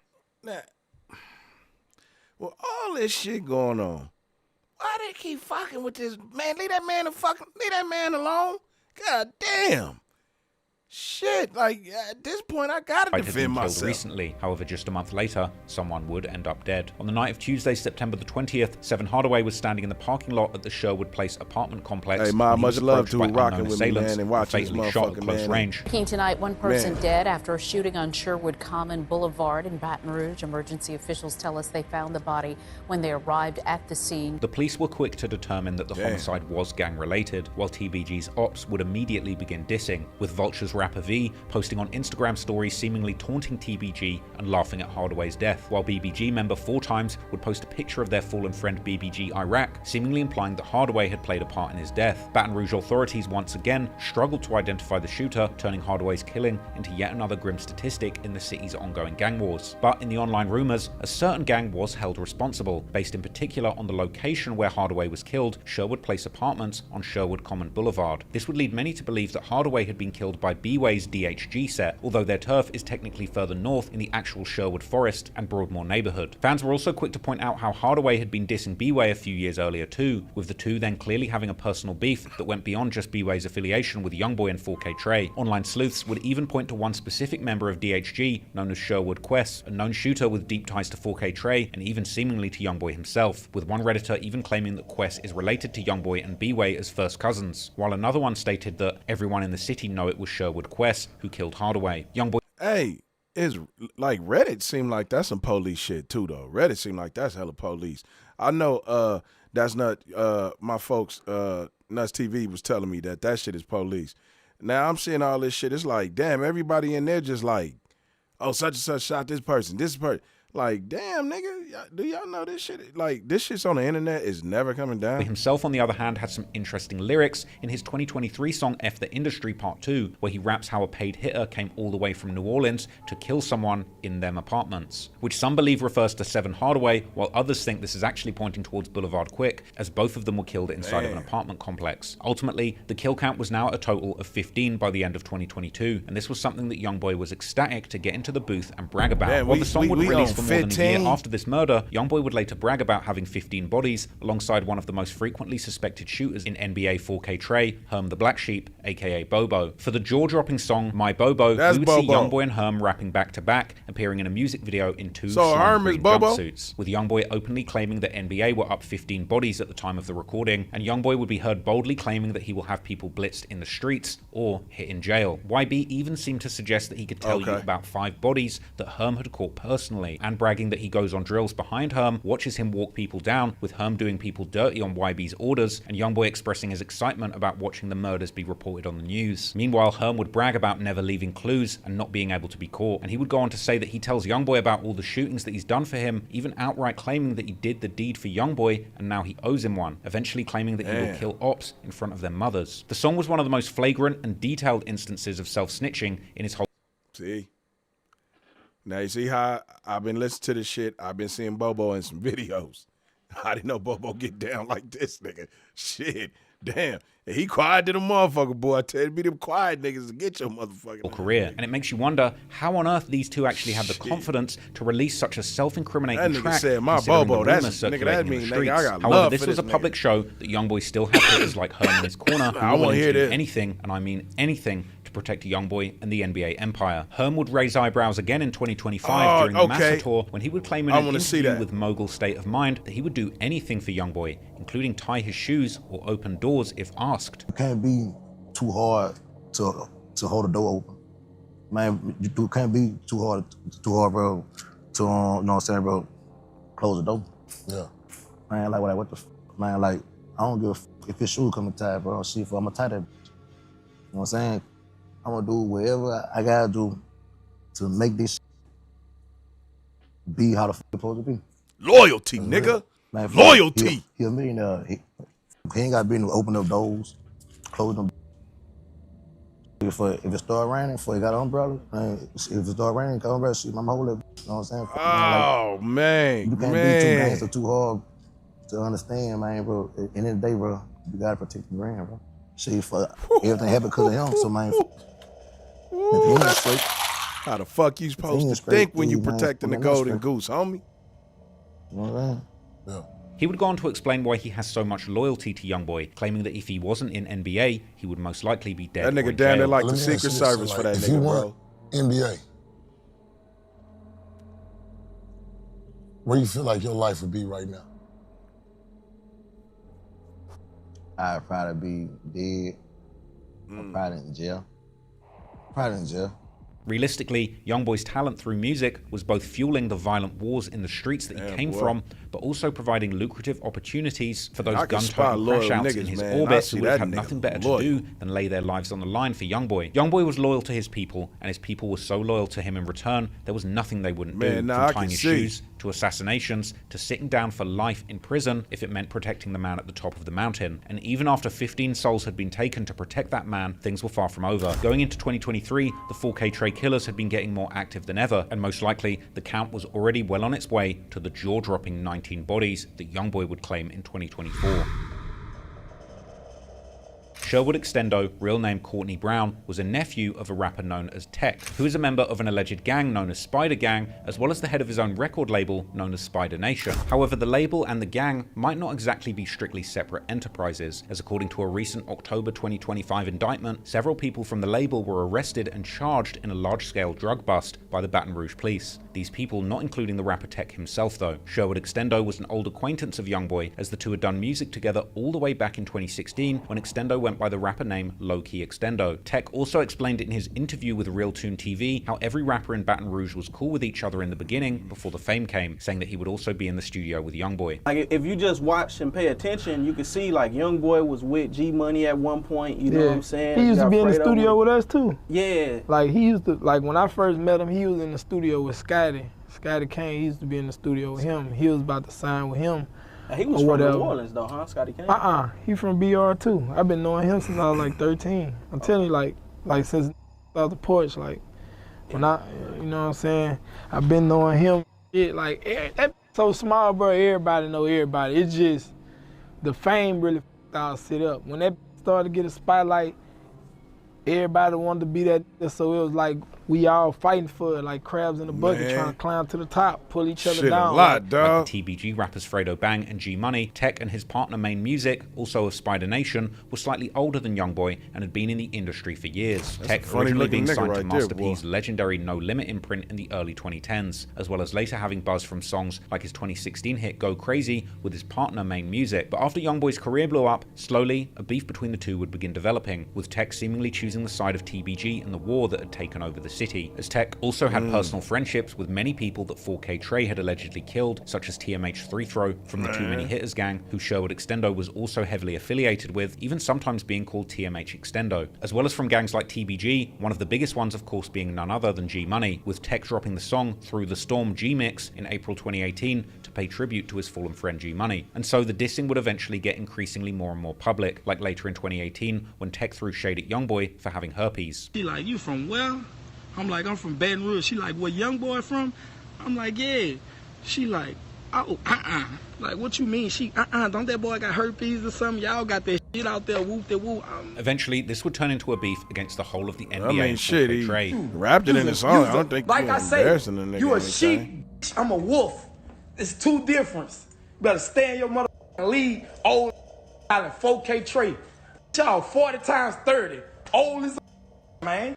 I don't know. You know, I ain't got nothing against, you know, light-skinned people, nothing like that, though. But sometimes I don't be taking niggas like this serious. Like, I know this nigga may be deadly, but it's like, man, hey, you better y'all leave this nigga Kentrell alone, man. Shit, that's just, you know what I'm saying? Like, at this point in time, I'm looking at this shit like the cartel. We got to make a peace treaty, nigga, because as far as I've seen through this video, man, god damn, allegedly, shit. Man, I'm glad I grew up in L.A. Shit, fuck what y'all talking about. Shit, y'all can say what you want. I see how them streets look, all them homes and shit, and them streets and roads cut off. Nigga, I'm like, where the fuck can you run? Shit, nigga, we got alleys and shit, gates we can hop, shit, we can hide behind porches, we can go up under, and you know what I'm saying, under the house. Man, them streets they showing, they talking about they doing drive-bys on, nigga, that shit look dangerous than a motherfucker. Like, I wouldn't, like, if I lived out here, I wouldn't even come outside. Like, nigga, nigga, Uber, food coming to the crib. Stupid man, on a lit dude. Y'all got a daddy that's 20 years old. I'll be mad as a bitch too. Ooh, daddy. I'd do anything to be down, man. These affiliations and rivalries would come to their culmination in May 2023 when Tech would go live on Instagram and seemingly begin to diss YoungBoy once again after a fan would bring his name up. Here, I'm just speaking on like everything that's going on. Everything I'm gonna say gonna be some real.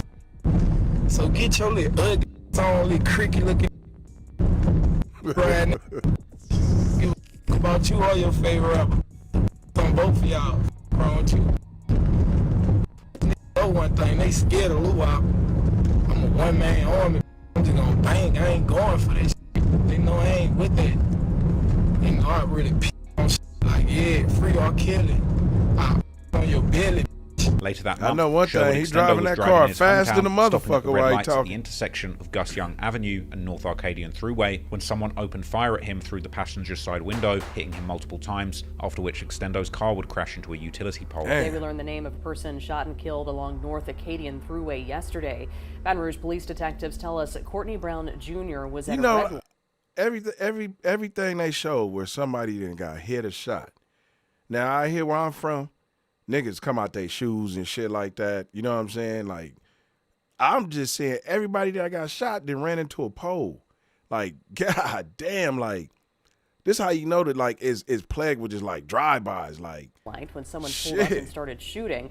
Detectives are still looking for the shooter. After Extendo's death became public, Tech paid respects to his nephew on social media, as did TMH members like the rapper TMH Joker, while several YouTubers made videos about the peculiar timing of the murder so soon after Tech had just dissed YoungBoy. I ain't saying YoungBoy got nothing to do with none of this, because he definitely don't. Talking about Herm is his dad. Listen, R.I.P. Sherwood Extendo. Just 13 days after his uncle Tech dissed him, right? Not dissed him, he dissed YoungBoy. On Reddit, the rumors would point towards the usual suspects when it came to 4K Trey, such as Gang Tay Life, who rapped in his 2024 song Big Creeper how he kills people and leaves them dead behind the wheel, nigga. Which some That's fans the nigga saw I as a was reference talking to about that Extendo. was dangerous. Another post on Reddit would claim that 4K Trey member Pistol P was responsible for the murder of Sherwood Extendo, as well as 3-Throw from TMH, but providing no proof. However, officially, this murder remains unsolved, and with yet another body dropping, with the authorities dumbfounded as to exactly who was responsible, unsurprisingly, the killings that would picture continue right in the there look streets, like that and after brother a in relatively college or less something, violent man, year in 2023, getting a job 2024 or would see some the shit. violence ramp up once again, with at least 3 murders, which many attribute to the 4K Trey gang, led by YoungBoy. Man, this nigga trying to get Dutt, somebody put in real jail, name man. Jawan Alexei, hailed from the Glen Oaks neighborhood, aka Oaktown, which was of course put on the map by the Bleeders a few years earlier, with Dutt allegedly being part of a subset I know of if the YoungBoy Bleeders seen known this as shit, he Soul probably Snatcher want to Gang, slap aka the head out of SSG. It Travis seems that Ross. Dutt was a fan of YoungBoy when he was younger, even posting the cover of YoungBoy's early mixtape, Shit, Mind of a better be Menace 3, quiet. on his Instagram in 2016. But now Dutt was already a 30-year-old OG in his hood, and just as big of a rival of NBA and Niggas, it 4K seem Trey like these as niggas any travel member of the from Bleeders state or other to state. affiliated gangs. On the 4th of January 2024, at around 2 p.m., Dutt and a group of other people were in front of the Urban Meadows apartments in their home turf of Glen Oaks when a car pulled up and multiple shooters got out and opened fire into the crowd, fatally hitting Dutt while also injuring 5 others. We now know the name of the victim killed in a shooting along Greenwell Street yesterday. 30-year-old Jawan Alexei was shot to death in front of the Urban Meadows apartment. 5 other people were hurt in this and taken to the hospital. Baton Rouge police are looking into what led up to this shooting. If you know anything that could help, again, that number to call is Crime Stoppers at 344-STOP, 344-7867. I'm really baffled. Like, this motherfucker almost 2 hours worth of shit going on. With Bleeders members like Monwe Peso posting on his Instagram stories how he was fine a few days later. Co-Bleeder, on the other hand, would later post a cryptic story apologizing to Dutt for not making it to his funeral, while seemingly taking the blame for the shooting, implying that he had been there too. Meanwhile, already the following day after Dutt's passing, his family members posted a video on Instagram where they burned an NBA merch t-shirt while dissing them and seemingly implying that NBA and 4K Trey had been responsible for the shooting. Whole lot of waste. Whole lot of waste. Yeah. That's how we come. Talking about never broke again, never get found. It wouldn't take long until the Baton Rouge drill fans had turn seemingly that gathered motherfucker all off the quick. intel about everyone who had been present, while also saying that they had found the shooter, once again pointing to the prolific 4K Trey member Pistol P, who released a song and music video aptly titled Murder the following month in February 2024, where he rapped how all he knows is murder, and how he turned 5'4" Don Dada to some purple, and how he lets down the window and gets to spraying. Other 4K Trey affiliates also kept dissing Dutt on social media, like the rapper Linnell from the Creepers gang, who were also closely affiliated with the Who gang, with Nell dropping a song. Wait a minute, god damn.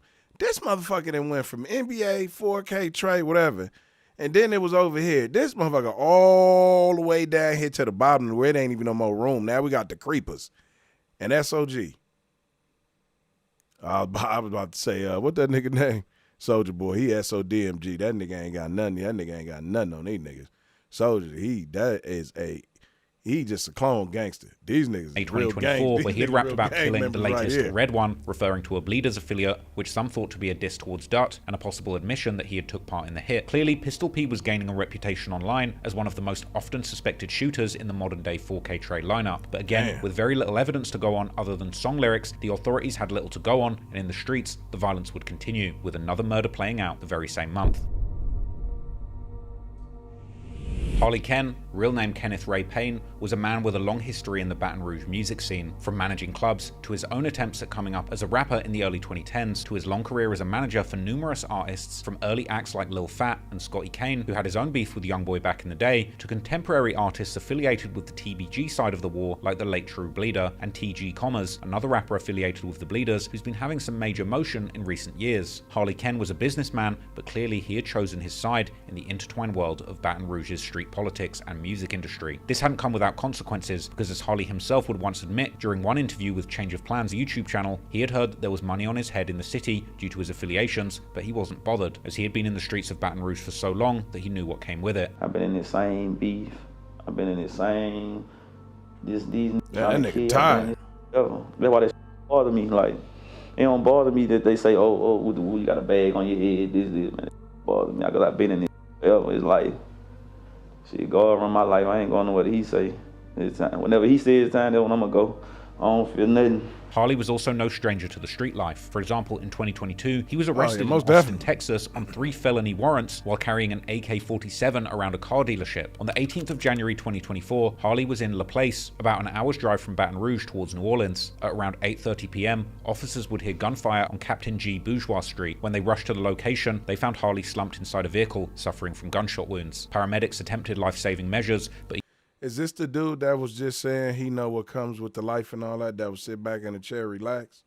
Because if it is, man, god damn, man, like, just go on vacation, man. Like, motherfuckers say you got a bag on your head.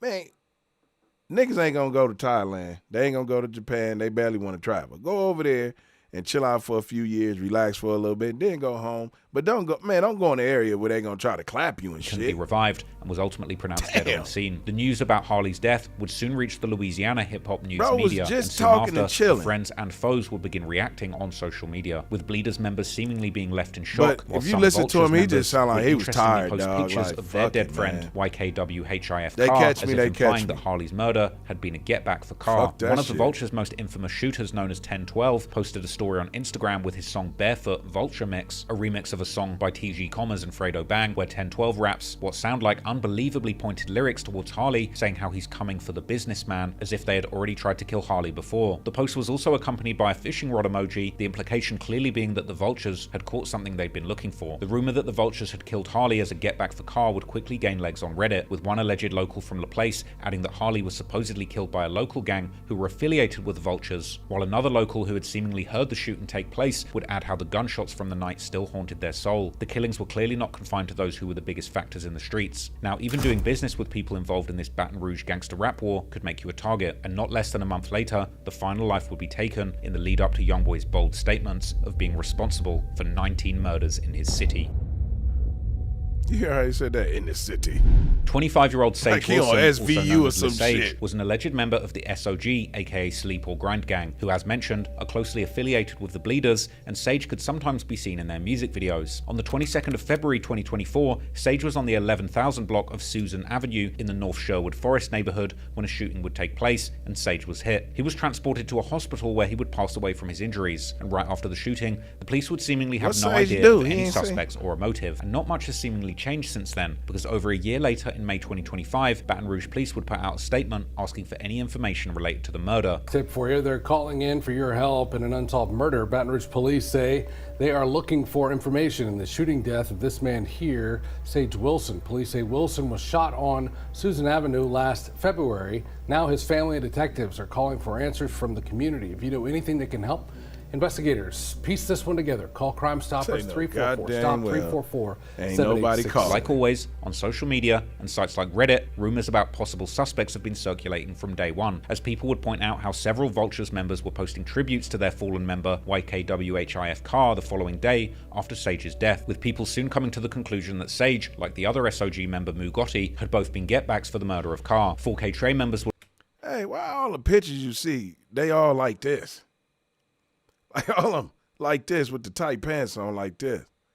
would also take part in dissing Sage, with Pistol P posting a story on Instagram the following day, seemingly laughing at his death. But when it came to specific suspects, this time the Reddit sleuths would stay quiet. However, over on Facebook, a different rumor would develop, as the Capital Region Crime Stoppers page would post about Sage in late April 2025, asking for people to come forward with more information. And as one of Sage's relatives would thank everyone in the comments for sharing the post, one person would reply back with a bombshell, saying how everyone knew who had killed Sage, and then dropping a full name, adding that Matthews had shot Sage after they got into a fight, while adding that Sage's friend Sherwood Marty, who is an alleged SOG member, had then dropped him off to a hospital where he passed away. Interestingly, at least the part about Marty seemed to be possibly accurate, as Redditors would record Marty's reaction on Instagram the following day after Sage's death, where he would post, I ain't even on Instagram, bro.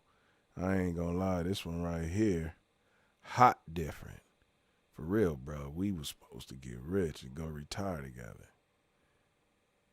You niggas better start putting spell check on that shit. I don't know if he meant hit different. several stories mourning his friend, even hot. adding in one story how he had told Sage to hold on just for a few more minutes, which seemed to imply that he was indeed the one to drive him to the hospital. The alleged shooter, on the other hand, Dakaya Matthews, was arrested in another unrelated murder case in April 2025, where the police would also claim that he was part of a gang known as SGK, or Shiesty Gang Cartel, who had committed a series of auto thefts and other crimes. The investigation into the SGK would amount to more charges, when in June it was reported that 3 people with connections to the gang were hit with drug and gun trafficking charges. For now, it's still not entirely clear who actually killed Sage, but most people seem to think that the Vultures were involved one way or the other, with some comments even comparing the suspected shooter's Carr, who died the day after, with T. Roy, King Von's best friend, who was murdered in 2017 after allegedly killing close to 10 people for the O-Block Black Disciples. T. Roy's death led to a group called Get Back Gang being formed in his honor, promising and delivering back-to-back murders as revenge for what happened to T. Roy, with commenters on Reddit claiming that the Vultures had killed many people in honor of Carr, calling him the Baton Rouge T. Roy, while some would even point their Wait a minute, I'm getting confused now. What this got to do with all this in Chicago? Finger towards Ben 10 for allegedly dropping yet another bag. However, Sherwood Marty would also post on Instagram claiming the vultures were repping somebody else's work. But regardless of who was truly responsible, there was one man who was always eager to take claim to the violence going on in his streets, even from a distance. And that man was NBA YoungBoy. About 2 months after the murder of Lesage, YoungBoy's Utah mansion was raided in April 2024, and YoungBoy was taken into custody. This came soon after he was caught up in a prescription drug scheme that involved YoungBoy playing doctor over the phone to acquire prescriptions for every rapper's favorite choice of. Wait, so he was playing as a doctor to get prescription drugs from the pharmacy. How the hell did that happen? And how did they even get caught? Man, how the hell you do that, man? Hey, look. It's ways to do things, man, but how he get that plug? That man, he calling as the doctor. The doctor, my nigga? Damn. Drugs, the codeine-based cough syrup, Man, that lean like that, man, I'm cool, dog. I'm straight on that, bro. I remember, I know nigga, he dipped the blunt, like he had some lean, and he dipped it in the lean, let it dry off. Nigga, I wasn't smoking that. You give me a raw, that's it, I'm good.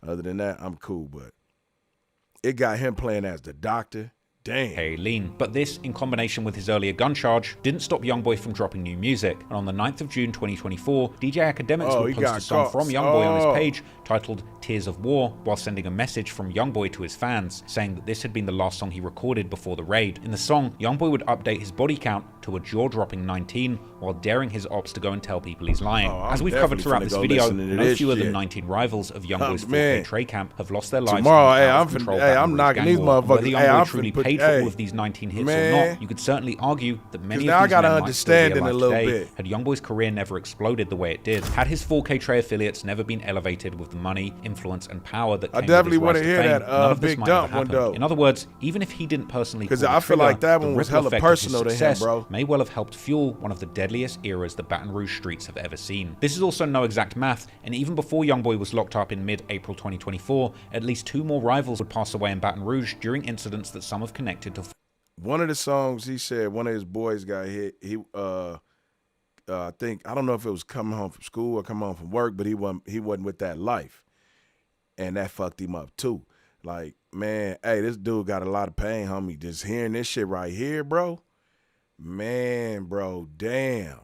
Like, this shit right here over my eyes up, man. Like, all this shit though is allegedly. I just definitely wanted to hear because, you know what I'm saying, I don't know where he be getting his paperwork at, what he be doing, where he be doing his little due diligence, but like, damn, man, like he dissecting the words. But you got to think about it too, though. Like, if you can't put it together, if the feds can't put it together, what makes you think you gonna put it together? They've been doing this shit for decades, bro. Like, if he was guilty, man, the man would be in jail right now. Man, that man touring, man. That man doing some whole other shit right now. He probably seen this shit and just was like, man, I ain't even thinking about Trapper Ross. Like, cause I know he did a piece on King Von. I ain't watched that shit. I seen a little bit of that. That shit was like some hours. I was like, bro, I'm not about to be looking at that shit. Was too motherfucking long. He said ax instead on ax on the phone with the pharmacist. Oh, okay. Damn. How long was that shit going on though? Like with him getting prescription drugs, like it had to be for a long time. And how did they get caught though? Like, and man, these niggas he ride with, them niggas ain't telling. I know that off the back, they not telling. Man, he got some loyal niggas around him, bro. He got some loyal niggas, and he know how to grab the loyal niggas like Lil 10, for instance. He like, fuck it, man. I'm gonna have some shooters around me. Like, that's life, homie. Like, I see him with his bulletproof vest, all that shit. Hold on, I was watching this shit. I was like, damn, where this shit at? It's in my that shit in my history, bro. I'm like, yeah, this nigga wild motherfucker, boy. Where he at, man?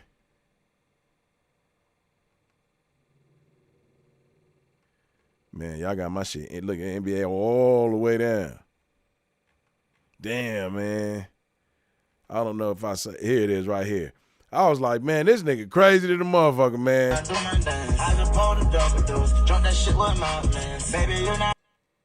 Hold on. Ain't nobody gonna. What the fuck, nigga? Niggas wanted to kill me. So I'm watching this shit, and then I look. I said, oh, shit. But that wasn't it. Young nigga feeling himself, though, man. You can't be mad at the nigga, bro. Wow, you see what I'm talking about?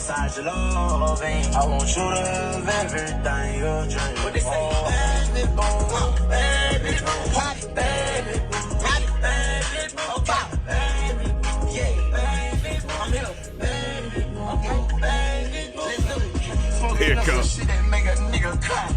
I seen this and was like, man.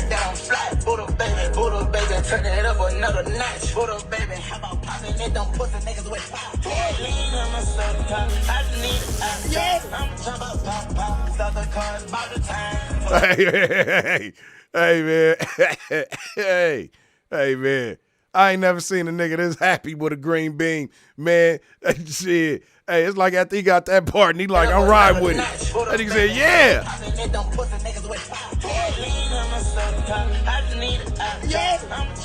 Shit. This must be the old YB y'all talking about right here, man.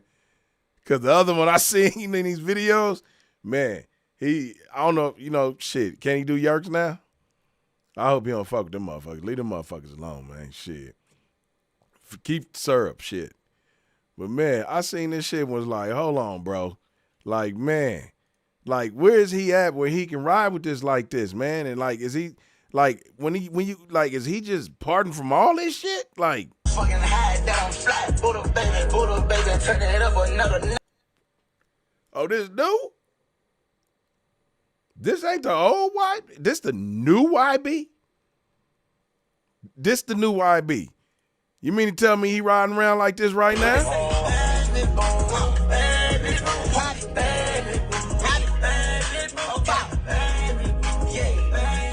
They said, yeah.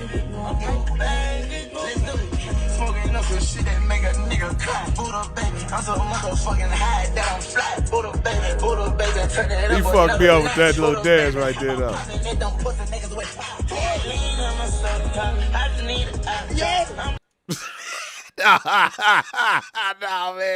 Nah, man, hold on, man. Nah, this ain't him right now, bro. Hell no. Y'all lying, nigga. That nigga said, yeah, shit. He pulled that bitch out, nigga, shit, man.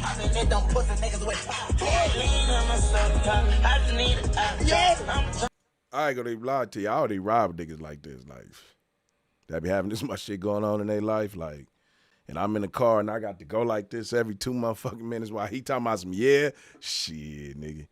Hey, I fucks with this young nigga, though. Hey, this nigga hard, bro. I'm definitely finna go fuck with. I'm definitely. So, man, if it get quiet for just some hours, that mean I'm in this motherfucker reacting like a motherfucker, bro. Cause this nigga crazy than a motherfucker, bro. Like, this nigga got, and that ain't no motherfucking Toys R Us pistol. Shit, that nigga, that got a green dot.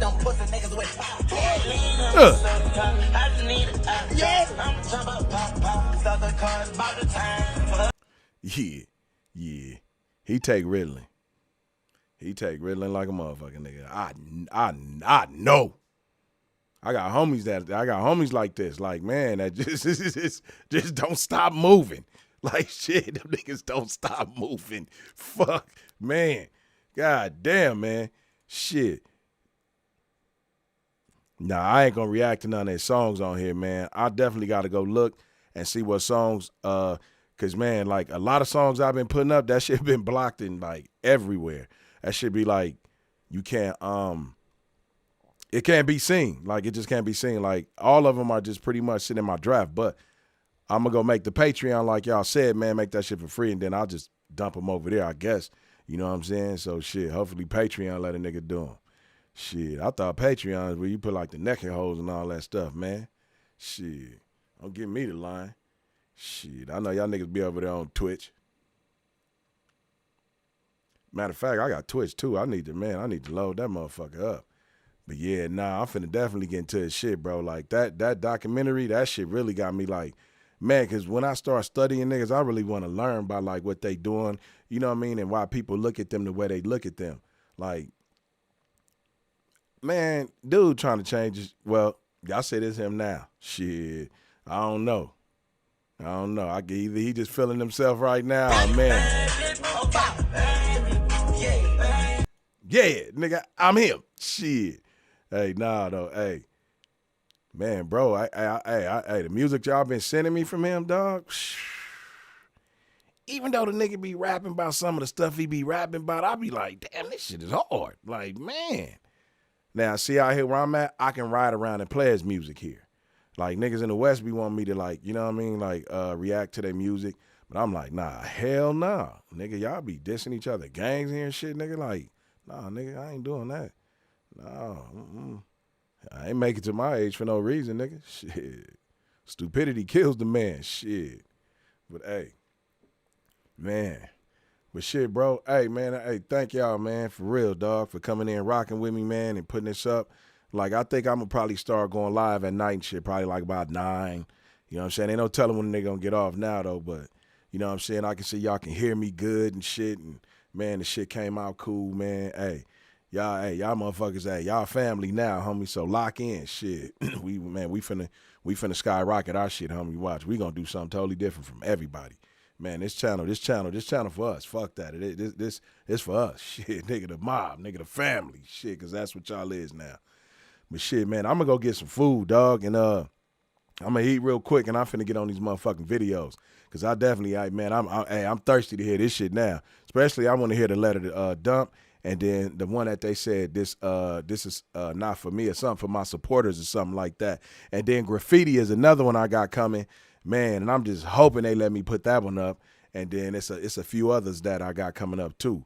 You know what I mean? And I want to hear, because I see in that documentary they said G Money made a song about NBA. So I don't know what the name of the song is. Whatever it is, y'all drop it, man, so I can. I want to react to that, dog. I definitely want to hear that, because dude talking about he was messing with his sister and all that, man. And like this shit was real. This shit was kind of personal, homie. Like, man, you know, to see that picture with him sitting in the middle, and you know what I mean? And it's like, damn, like how friends can become enemies like that.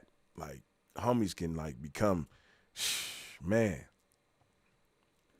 Do Quando next. G Money Industry, okay. G Money Industry, man. You know, I be writing these joints down too, though. So right after I get off the live, I'm gonna write these motherfuckers down too. So that way I know which ones to do. But like, if y'all don't see nothing up tonight, definitely tomorrow I'm gonna have them up. I'm gonna just be reacting tonight, man. I'm gonna go get me some food, man, and drink me some water. And man, shit, I ain't gonna lie, I ain't even really been asleep, homie. Like shit, I ain't been asleep. Like shit, sleep for the week. Shit, we up. Man, if y'all motherfuckers up at 2 o'clock, I probably pop up at 2 o'clock. Shit, ain't no telling. Hey, but man, I'm gonna catch y'all on the next one, bro. I'm finna get off here. I'm finna go eat. Hey, shout out to everybody in the chat too, bro, and running the likes up on the video and helping me push. Man, I thank y'all, homie, man. Hey, we family now, man. I'm gonna catch y'all on the next one, bro.